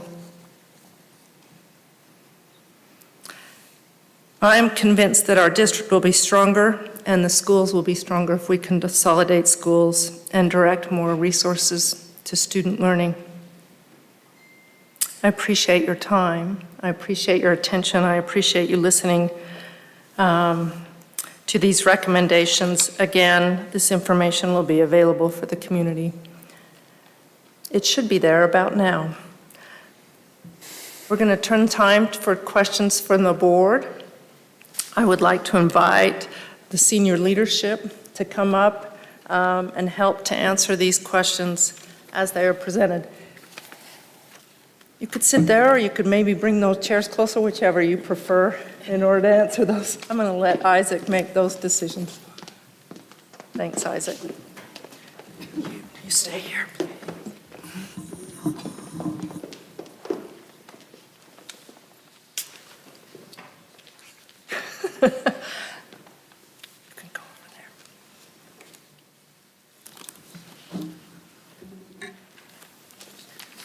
Superintendent Grant, is your team ready for questions? Yes, we are. Okay, thank you so Please. much for the presentation. All the work that has gone into this process and this effort. I know it hasn't been easy. It's taken a lot of people power and hours to make this happen, and we really appreciate all that you've brought to us and the opportunities that our families and our parents have had to be a part of it. And I see their recommendations, their thoughts, their worries, their fears, their opportunities reflected in what you've presented with us tonight. I'll open up for questions. Vice President Williams. All right, let me just take time. So I don't have a question, I have a comment, which is a little bit of a critique and a concern that I have, in particular to Precinct 1. So as part of the presentation, we talk a lot about the student safety and the walkability, and that's an important piece that we're looking at. In the presentation, various thoroughfares such as 400 South, 700 East, Foothill, Redwood Road, those types of places were mentioned. I'm concerned that there are other streets that are not mentioned, particularly in the Rose Park, Fair Park, and Guadalupe neighborhoods. We have 1000 North, we have 600/700 North, the I-15, as well as the train tracks that are near Mary W. Jackson as well. In talking with various folks in my community, the train tracks are a major concern, and 300 West is a major concern. Looking at the boundary recommendations of moving folks from Mary W. Jackson to Washington, and then other, I know it's not here on the presentation, but looking at the packet, there is various folks that would have to cross 1000 North as well. I'm very concerned about those and just wanted to voice my concern and my thoughts and opinions that I think that could potentially be a huge safety issue. Thank you, Vice President Williams. Board Member Anderson? I would add to that because that's an area that Bryce and I, mercy. Because I want Washington to gain more students, but I worry about that risk of 300 West. And in specifically the case of Rose Park, the area that you see in the map that's proposed looks like it's industrial and contains no housing. So I have other comments I want to make with my time, but I just want to rule out quickly, like, why is that change being made at all if there's no housing in that area? Is it clear what part I'm talking about? Between I-15 and Washington, where it's basically where, you know, the lifetime supply store is and storage units. You're mentioning, is this the right map? No. Hard to see on I don't know if you have it on this. It's in the longer I may not report. have it here. If you look at what's zoned to Washington, there's a small section of Rose Park that doesn't look like it has housing. Oops. I'm just going to shut that down. Yeah. That's about no value And then there's anymore. a small section of Mary Jackson that's zoned to Rose Park where there is more housing, but it would cross 300 West. Okay, thank you. The community will be able to see this up on the web. There is an area assigned from Rose Park to Washington. And an area assigned to Washington from Mary W. Jackson. Okay. And you're worried? My question is about this specifically. I don't know why I keep saying that. My question specifically is about the area from Rose Park that it looks like an industrial strip. So I wonder if there's a response to why it was zoned in that way. And if there's not, there's obviously plenty of time to clarify that before the public hearing. Yes, I believe that, and we have maps with the number of students that live within each of these areas. I believe there are actually students on those streets. There are a couple in there, in that industrial area where students live.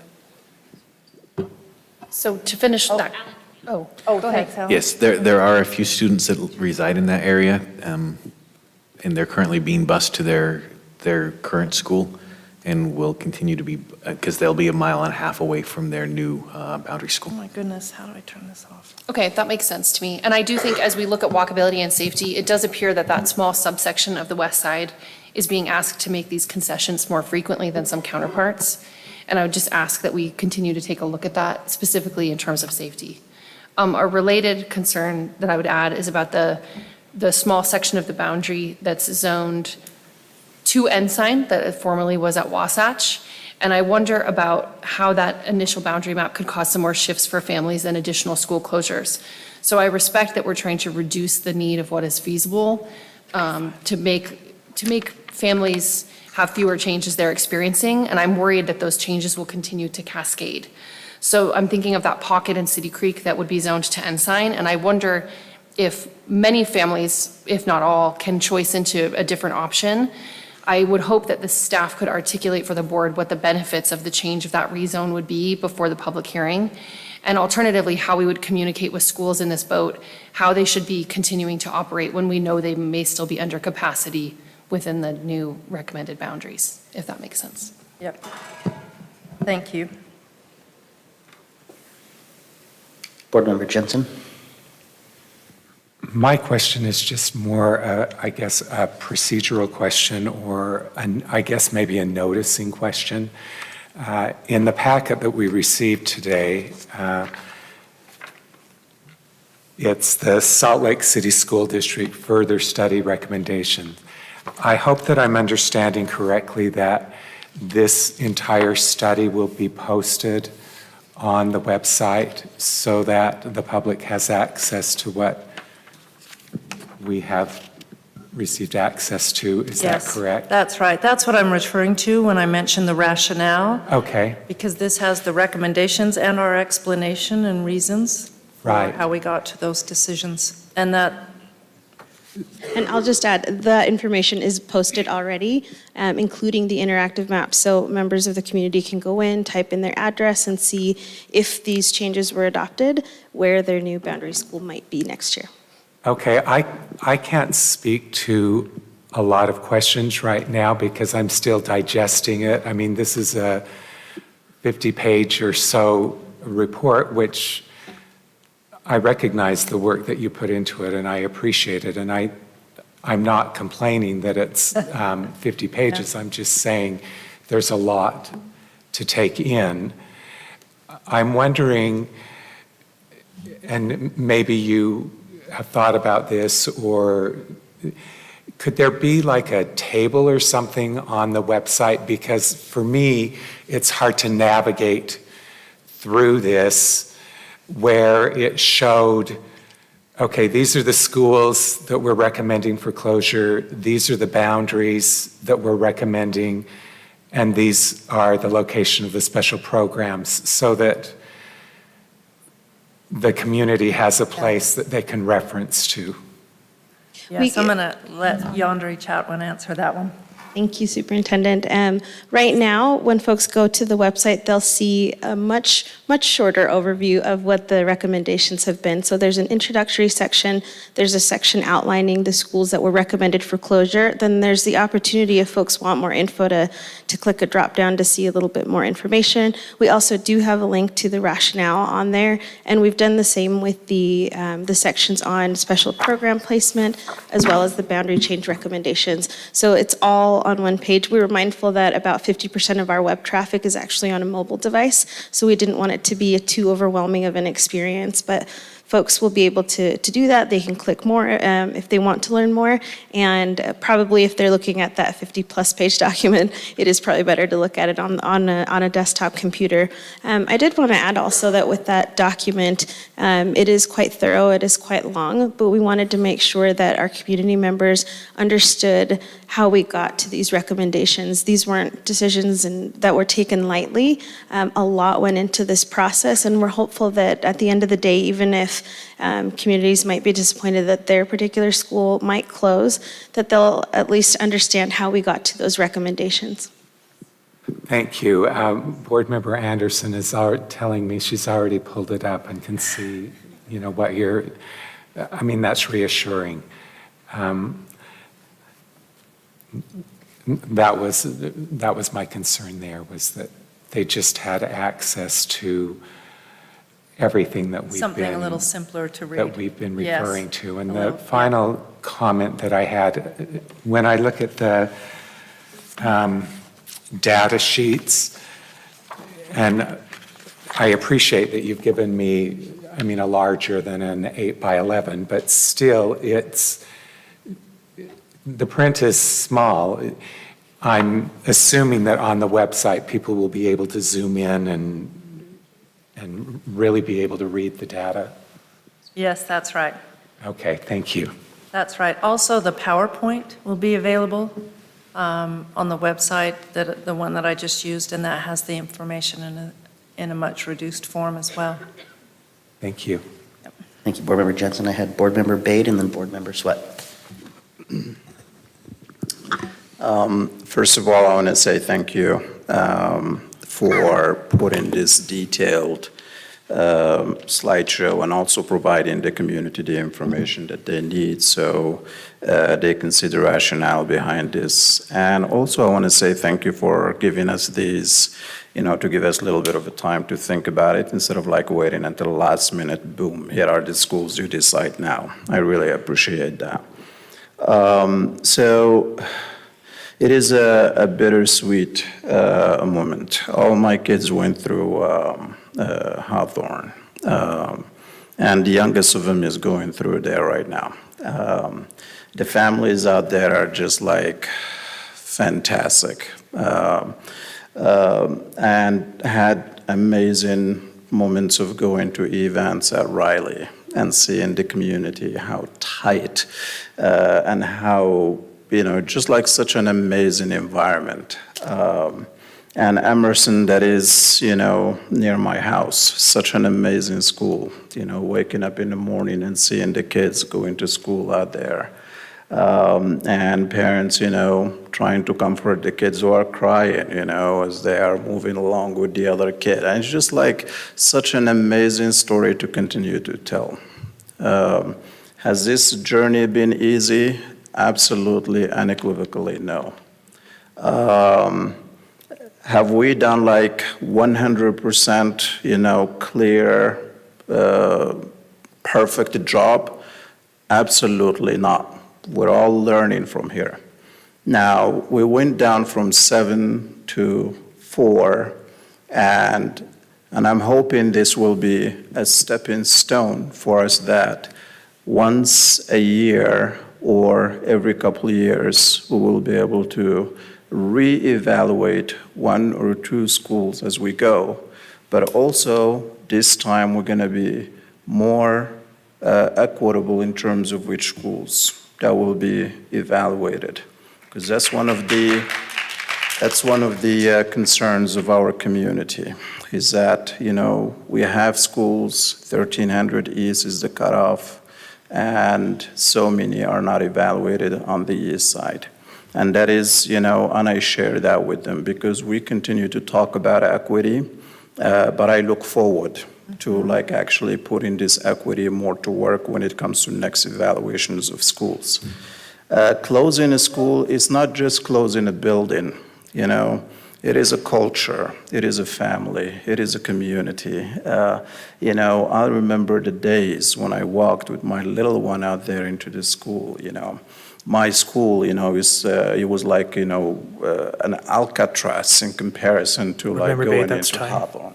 And for me, what I'm trying to tell the community over here, please continue to be patient with us. Know that the district is using every resources they have to make sure this is taken care of.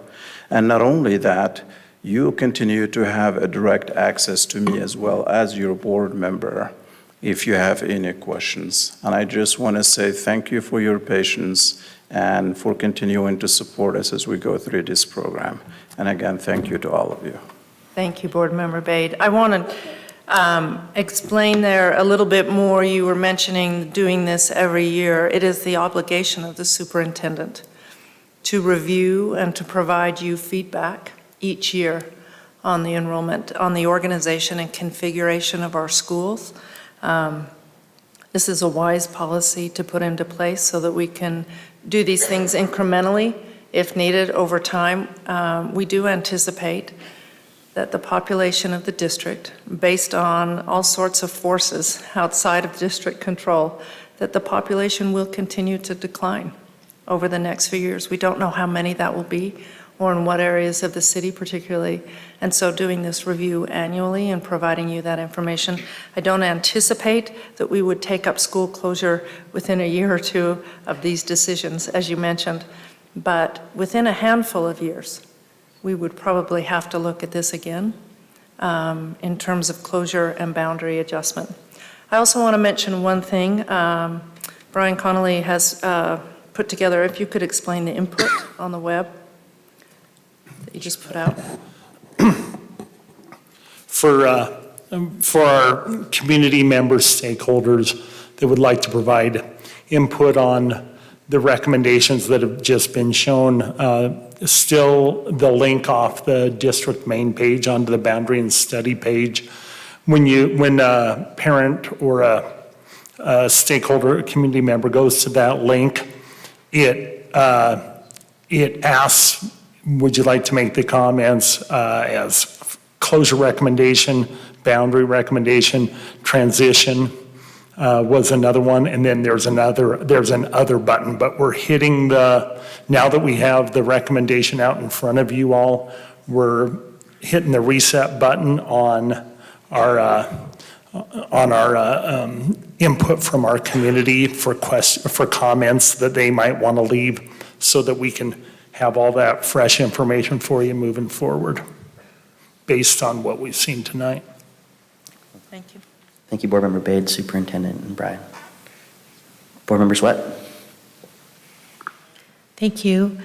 First, I want to say thank you to everyone who came out tonight. I so appreciate you taking the time and sharing your thoughtful comments and your passions about your school. I think that it's important that we had this process be the way that it was tonight. So thank you again for taking the time being here.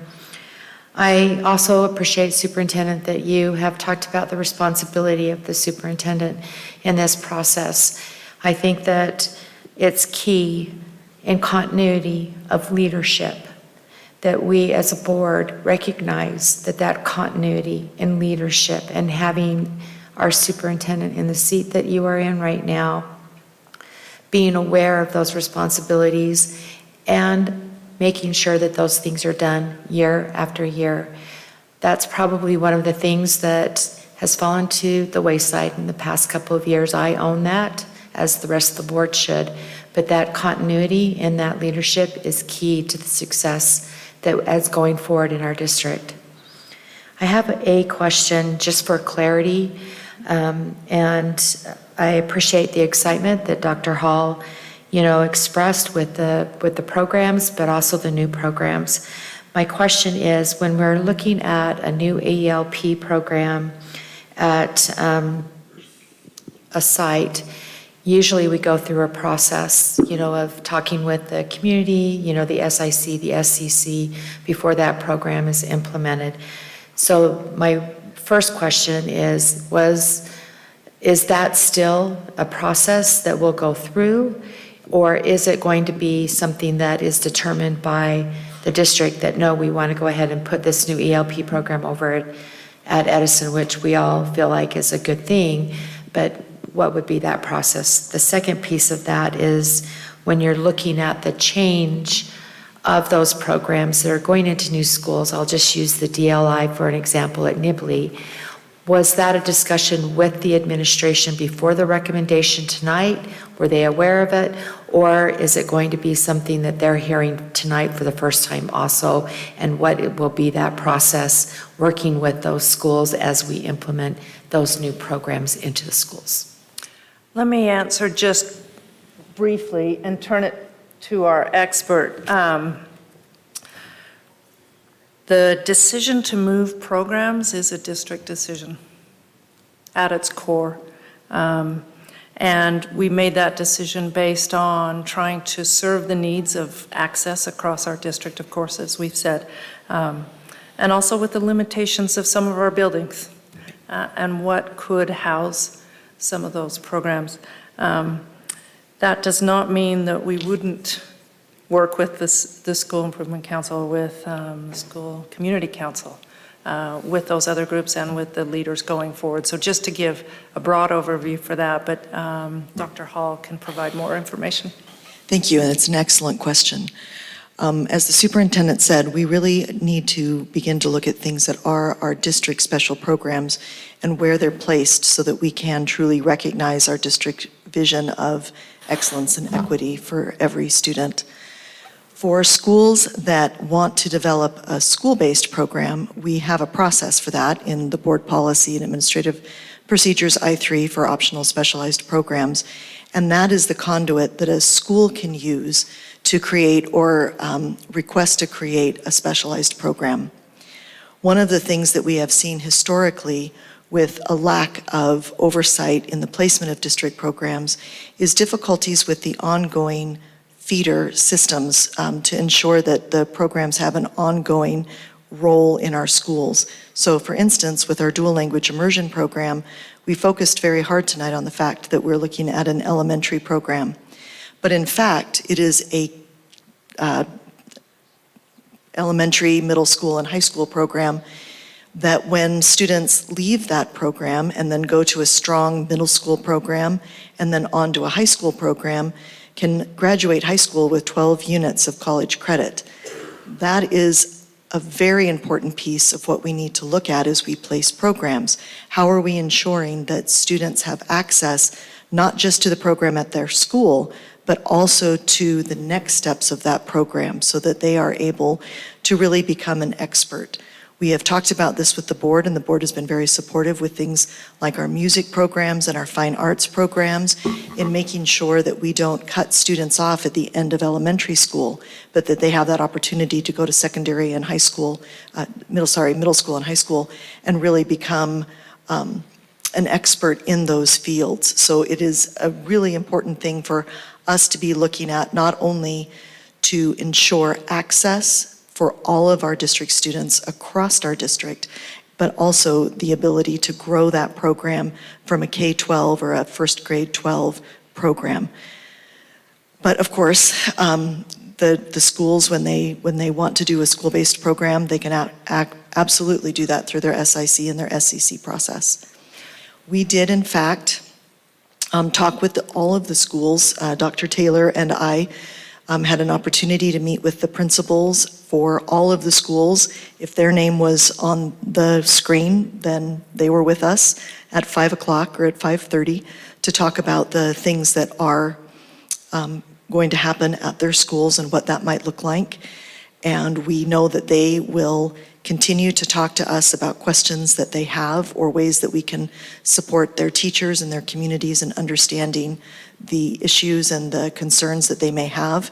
Mr. Hall, Logan Hall, has visited all of the schools with Mr. Conley and talked with the teachers about different ways that the moves for teachers and students will occur. So we have started those processes, but again, I would like to remind the board that they are all contingent on your vote in January, and so we have not gone out of the gate with a heavy-duty transition plan because we want to be respectful of the choice that you have to make and the decisions that you make.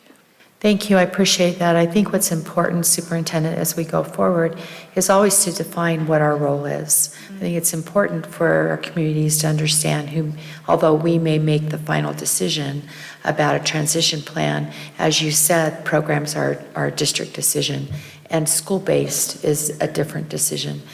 And I think that when it comes back to the allocation of funds, then we just always, as a board, need to know that we have the funds in order to start a new program.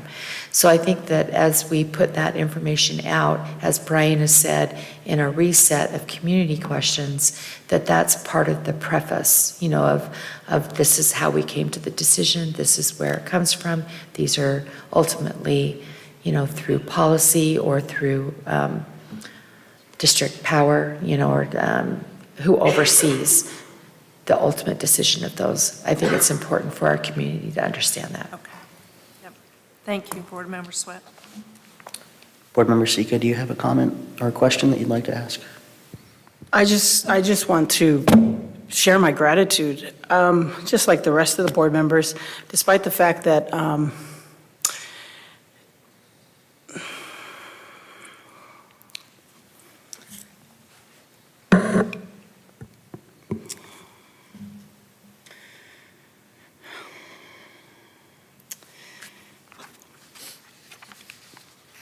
I've been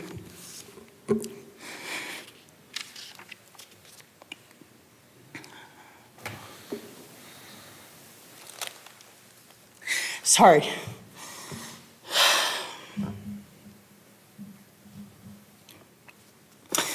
Despite the fact that ever since I've been an elected official, and I feel like we're starting to work with you in superintendent position, I've been fighting for this special program to come to the West Side. I understand the need and protocol that needs to be followed, but my community is ready.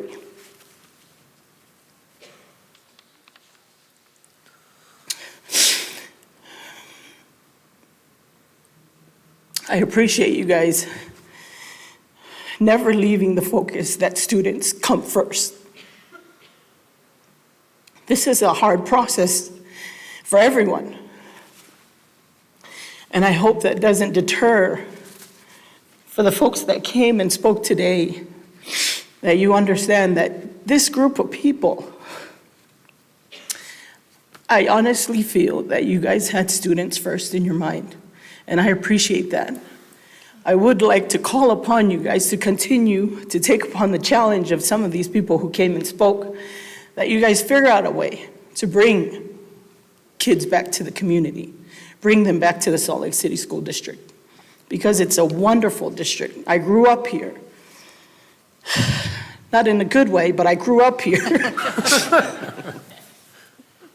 And I can't wait.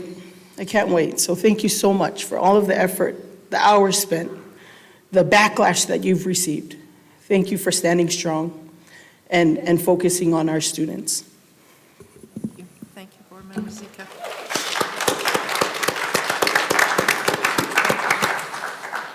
Student Board Member Evans, and then we'll start our second round of 2-minute comments or questions from the board with Board Member Anderson.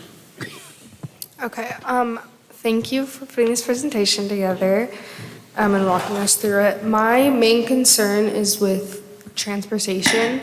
It's sounding like there's going to be a lot more students getting bused to different places, different schools. And with the bus shortage, have we found any other way to transport the students? Great question. So, great question. As we've been looking at this with the changes in the boundary potentials, there are some additions, but there are some, we are subtracting some routes because of this. But with that, there are also other opportunities that have been opened up, not through our transportation department, but through our foundation and our participation with the UTA, and also, I forget the name of the car service that we Uber, thank you. Those are some additional opportunities for transportation. But along with that, we're also, there's other things we can do within the district to talk with the board and get approval to rearrange some other things that will require less transportation use. Is that vague enough? Thank you, yes. UTA on demand, yeah. My colleague and I have a connection here, so I knew that what he meant when he said Uber was the ride share, the Ride UTA app has an opportunity for students to request UTA transportation. So it's not something that would incur cost to families. It's one of the benefits of having the district and foundation provided UTA pass. Thanks. Oh, Dr. Hall. And I'll just add one other thing, because that is actually a really important question that we have talked about, and that is many of our students, especially those right now in the magnet gifted programs, are already being bused to those programs. But one of the things that this proposal would look at is reducing the amount of time that they would be on the buses, and that is something that we've worked very hard with Mr. Astel's department to make sure that we could have happen. So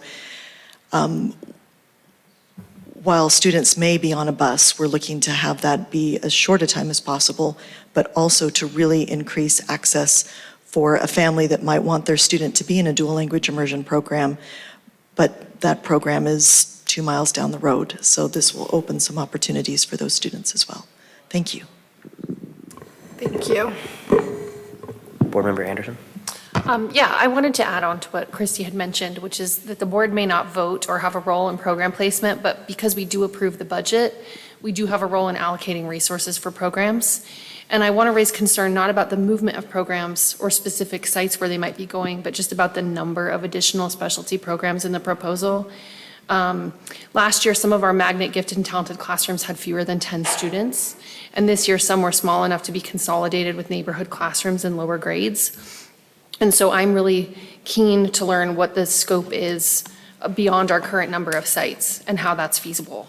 Because with the addition of new sites comes requirements for personnel, and the district's made a really bold commitment to staff retention, but this presentation didn't quite dig into the explanation of the numbers of teachers with endorsements and skills that would be required for an expansion. So I think the objective of offering programs more equitably is meritorious, but we really need to talk about consolidating services in locations where they can be for the long haul, because I worry about moving or initiating new programs without a comprehensive analysis of feasibility will mean families move a lot more in future years. And I would dislike most for students making big leaps for magnet programs to find themselves moving again in a year, 2 years, 3 years. And that's all. Thank you, Board Member Anderson. Are there any comments from board members? Board Member Bain? Yeah, so, and I know a lot of families are wondering what is going to happen with this space. So, and we would love to know down the road as we go, you know, what's going to happen with that space. That's one. Two, you know, this is a public program. This is public school, you know, and we would love, you know, personally, I learn more from the public than when I'm sitting here, because, you know, if you have ideas for us to get more students into our district, please, you know, get them to the district or get them to me and we'll pass them to the district. If you have, you know, ideas of what can be done with those spaces or some studies that were done, please run them by us. We'll run them to the district as well, because we're trying to make this, you know, be a collaborative effort, because I understand the concern of the communities of the houses around that school, for example, and their concern what's going to happen with those homes, what's going to happen, you know, the value, I mean, it's a reality. So, but I have, you know, faith in you, Superintendent, and your team that you're already thinking about that. So, again, as I said to our community over here, please know you can reach out to me. I can't wait until I don't have to spend 2 hours outside mowing my lawn because everyone's coming talking to me, you know. So but I appreciate always reaching out. I really appreciate that. Thank you. Thank you, Board Member Payne. Board Member Sweat and then Board Member Jensen. Board Member Jensen and then Board Member Sweat. Okay. Okay. Board Member Evans, she raised a question that I had, and I appreciated the answers that you were giving. And I guess just a follow-up to that is, we know that every district is trying to find bus drivers, and I anticipate that we probably will need additional bus drivers. So you're also trying to figure out ways to make those positions entice, the individuals to look at the Salt Lake City School District for bus drivers. Okay. Yes, and if I want to translate what Mr. Astle was saying there about things that we need to think about. There are structures within our district that make it more difficult for us to streamline our busing, particularly our starting and end times with schools. So by talking with schools and working through that, as he mentioned, that would make a bigger difference than most of these proposals on the table, and would help us address that. That's something that we probably need to take up as a district in order to make busing possible, though this proposal is not contingent on those sorts of changes. It will certainly make finding drivers much easier because we would need fewer of them. Okay. And you have answered, I guess, the second part of that. I was thinking that this probably, in reference to what had been said, that we would be looking at some point at opening and closing times in schools. So that's going to be another part of this conversation. I think it needs to be on the table. I don't know exactly what that means for different decisions and working with schools on those, but yes, it needs to be on the table. Thank you. And then just one quick follow-up question. I just want to make sure that I understand the process as we're moving forward. So this would be for you, and I guess also for Board President Salazar. So this evening we had our discussion, and you presented your recommendations. Then you outlined in your presentation that on December 5th, the next board meeting, there is a public hearing. But with that public hearing, it's also a board meeting. So my understanding is that there would be an opportunity for us to pursue additional questions after we've had the opportunity to delve into this more. Is that correct? Yes. And at the direction of the board, we can, in particular, I think, well, at the direction of the board, we make changes to the proposal. I mean, that is fundamentally what it is. It's at the direction, of course, of the whole board. I would like to say that the time and care and consideration that went into this proposal was great. I think if there are big changes, that may take more time till we get to a board vote. I think a number of the things you've raised about boundaries and your concerns, those would be smaller changes that we could look at and present perhaps a second recommendation if there were some boundary changes in particular that were asked for by the board based on community feedback, of course. So those changes we could do rather simply in our time frame, I think, of providing an updated recommendation, if you have that.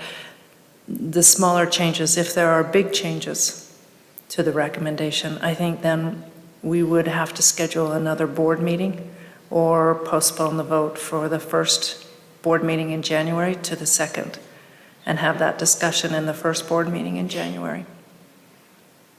I just appreciate, understanding that process. Yeah. Thank you. Board Member Sweat. I'm actually glad that Brian asked that question because I was trying to get a timeline in my head. So if we have the opportunity, like as Brian said, to be able to delve into the information that you've given us in this report, that we received late last night, then in our December 5th meeting, we would have the opportunity after the hearing to have a further discussion about anything that we would like to bring up, but still with the objective of having some type of a vote, hopefully, to accept the recommendations or make change, whatever it is, in January. Is that correct? That's correct, and that's in large part due to the timeline that we're bound by through. I think that it's just important, we heard tonight that, there may still be some families that aren't as aware as we are, of what those timelines are. So reiterating and keep putting it out there and making sure that our communities know when that hearing is, and also a timeline of board discussion would be helpful for me as a board member. I think that going forward, like Jenny, I appreciate her passion around that we stay student-focused in our conversations, because the day-to-day operations is going to be passed on to the administration to do that. And as we continue to move forward through this discussion, I just hope that we continue to take the great care that we need to, and remember that it's families that we're talking about, that it's not buildings, that it's families. Thank you, and I'm going to ask Yandri Chatwin to speak a little bit to that about getting the message out so that you're aware of some of the things we'll be doing. We do have plans to make sure that community members are aware. And I want to stress too that what we know from our conversations with you is that this community feedback is important to you. We do encourage community members to provide that, whether they come in person on December 5th or whether they're filling out that form online. On December 5th, I want to point out a difference for the community who's here between the regular comment periods and the hearing. The comment periods are bound by time limits. So today we had a certain number of minutes allotted. On the 5th, we do not have a time limit for that, and we'll hear anyone who comes who wants to share concerns with the board. We are making sure our communities are aware of that by providing that information online, through emails, through text messages, through voicemails, through physical postings at every school, and we'll continue to do that as well to make sure that that information is broadly shared by our community. We've also had translators available. Tonight we had Spanish, Arabic, Russian, My, and I believe we also had a request for Chinese. So we're trying as broadly as possible in all the ways to make sure our community is aware of these opportunities. But thank you for that input. I'm going to clarify, there's not a time limit on the evening for the public hearing. There will be a time limit on the comments themselves at 2 minutes. That's what we were thinking, yeah. Thanks. Representative Bade? So I just received a question from a constituent who is asking, they would like to know why DLI went to Newman when Jackson families would have to cross 600 North and 1000 North. And that's like a little bit hard on them to do that on foot, so they would love to know why that is. I'm going to turn to Dr. Hall with this. With those programs, it's not just serving families in Jackson. There are families from around the Rose Park area and broader who attend the DLI program at Jackson. So by moving the program and placing it at Newman, there are a number of Jackson families, of course, who are part of that program, a large number. But there are also others from around who are crossing Redwood Road even to get to these programs. So there is some history of doing this in order to attend the programs. We are shifting that, though, with this recommendation, and I'll turn to Dr. Hall. Right. We also were considering the location where it was in the district, and we really wanted to concentrate and keep it in the same area where a successful program had already started. But we also needed a school that was sufficiently large for us to be able to do that and maintain our neighborhood programs with at least 2 classrooms at every grade, and make sure that we weren't displacing those neighborhood programs as we added that DLI program there. So there were several considerations in that decision. There isn't, my colleague, Ms. Chatwin, is fond of saying, there isn't a perfect solution to any one of these questions. In a perfect world, we would have every program in every school. But we really are looking to make sure that our students have access across that section of our city. Sounds great. Thank you.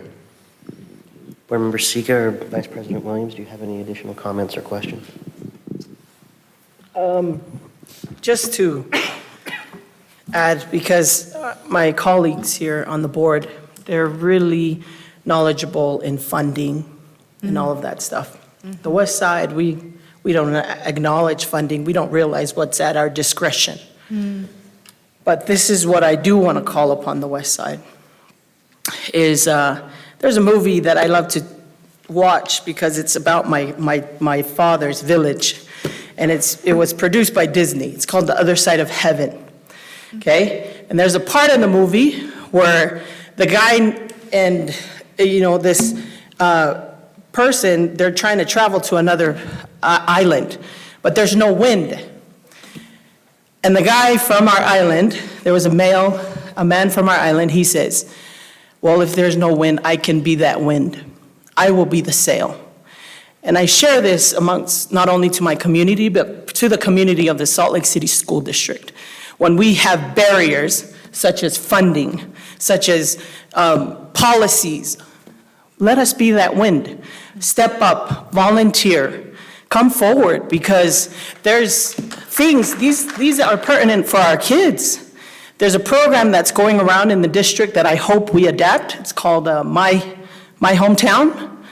They're calling upon volunteers in the community to come and serve our children when we don't have enough bus drivers, when we don't have enough crosswalk people, when we don't have enough paras.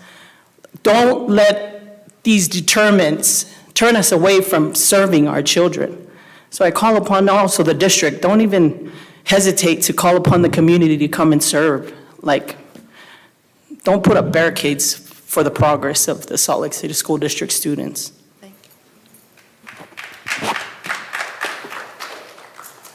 Vice President Williams? I'll be brief in my comments. I wanted to thank Jenny, Board Member Sika, for your comments tonight. As the two of us are the farthest west representatives on the board. We have other West Side representatives across the area as well, but Jenny is absolutely right on some of her comments from earlier.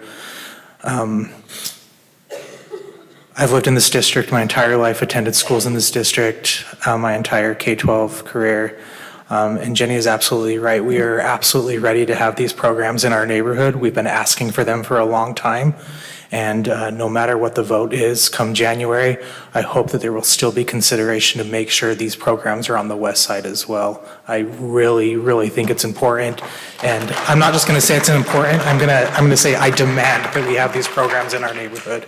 So thank you. All right. Well, that concludes the discussion portion of this presentation, Superintendent Grant. In closing, I'll take my couple of minutes. One, again, to thank the board, to thank you and your cabinet. I can't stress enough how much time and effort has gone into presenting what all of you heard tonight as a board and as parents in this community. The tears on this stage are real. I've been wiping away a few myself throughout the comments. The questions are meaningful.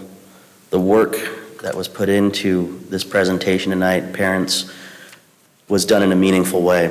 And I think Board Member Sika summed it up best, that it was with your students, with your children at the forefront of how we do business in this community, in this school district. The collective qualifications and years of experience on this stage just roughly, not knowing everybody's time in education, has to equate over 200 years of education, of work experience, of service. Please, please, please continue to work with us. Please continue to work with us as we've developed trust again collectively. It's been a tough few years. Pandemics, school closures, inconsistencies. We need to be together. We need to be a collective community for the success of our students.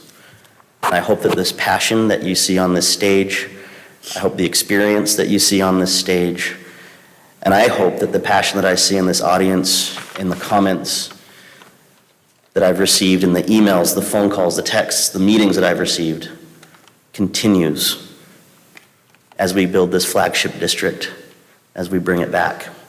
We can't do this without you. Thank you again this evening. Thank you, Superintendent Grant and your team. Thank you. We're on to your superintendent's report, Dr. Grant. Do you have anything? I am not going to add anything tonight as a superintendent's report. Thank you. Board members, any board member reports? Board member Pate. It has come to my attention that there are, given the current war that's taking place between Israel and Palestine, there are some students in our schools who are not feeling comfortable coming to school. I want to let you know that our schools and our superintendent has already talked about this last time, that this is a safe place for you. It does not matter what you look like, what your belief is, or where you're from. It does not matter. We all have one mission in this district here, and that is to make sure that you are well educated and you are going to be the future leader who will prevent events of war happening in the world.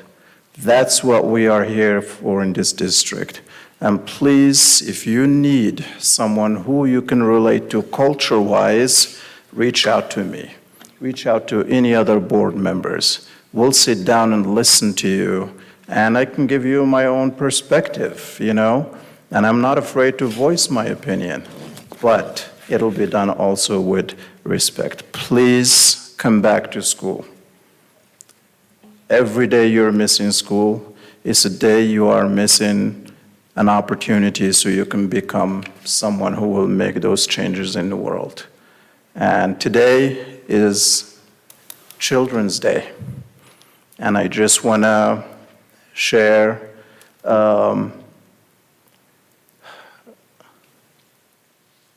I personally just want to send my sincere condolences to all of the families that lost their loved ones, especially the kids.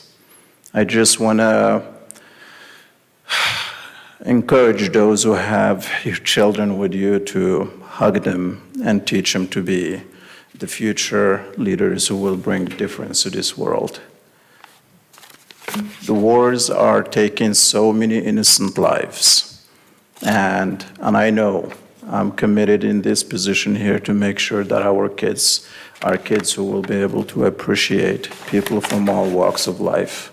And they are not going to make a difference between each other just because they speak a different language or they look different or they are, you know, different gender affiliation or so. So that's my report today. Thank you. Thank you, Board Member Pate. Board Member Sweat. I just want to share a couple of good news minutes that I got from Highland High School. So Highland was named an AP Honor Roll School. Only 30% of the schools in the country received this distinction. Highland, along with SLCSD, were both recognized in our district. To both receive this distinction, a school's graduating cohort has had 40% of the students took one AP exam, at least 25% of the cohort scored a 3 or higher on at least one exam, and 2% or more of the graduating cohort took 5 or more AP exams during the high school. That's awesome. And he said, you know, is that cool? And he also said that according to the SHARP data they just got, the lifetime alcohol use at Highland dropped from 39% in 2019 to 18% in 2023. And the marijuana use dropped from 37% to 15%, and vape use dropped from 42% to 15%. Wow. They are celebrating. And I think that, the student wellness that they're talking about all the time is, it feels like Jeremy Chatterton feels like that has contributed to it. I also would just still encourage us, and I would love for Josiah to really lead us through some conversations about, are we on track with our student health, with our student mental health awareness that we're doing in our schools, and looking at our social workers, because our kids nationwide, but not only nationwide, but in our own backyard, are still struggling. And we just need to make sure we're staying on top of it. Thanks. Thank you, Christy. Board Member Jensen. Well, we've talked about how students and parents and teachers all work together, and I guess I just wanted to celebrate. November is the month when schools have their school musicals, and a lot of times we focus on athletics, which I want to focus on athletics, but I also want to focus on those students that are in music and theater, and I think that we had some wonderful productions, Big Fish at Highland and Les Miserables at East and School. Freaky Friday it was. Yeah, I think that's wonderful, and I want that to be acknowledged, and I want to acknowledge that I think that's what we're talking about when we say that the community steps up to make all of those things happen. It isn't just the school administration that's doing that. And then finally, I'm the one that always gives you your little reminder that I would really like our board to all be master board certified. The deadline's coming up. I'm done. Me? Thank you, Board Member Jensen. Are there any other board member reports? The one that I would just like to highlight, Vice President Williams and Board Member Sika and I had the opportunity to attend the Utah Paper Box Company's launch of an apprenticeship program, the second of its kind in the state of Utah. The first, thank you. The first, as you know, is the Stadler Rail Apprenticeship Program, which is also in the Salt Lake City School District. I just wanted to highlight that, Superintendent Grant, you've carried on that leadership and worked with your team to establish another awesome program and opportunity for students that I think is contributing to your vision of our flagship district and what it can and will be. And again, I just wanted to highlight that for our community because it is really important for everybody to understand that, yes, we have difficult decisions to make, but we are also doing incredibly marvelous things on behalf of students and their futures. So thank you, Superintendent Grant. Thank you, Board. Knowing that there are no other board member reports, I will call this meeting adjourned. Thank you. Thank you, board members.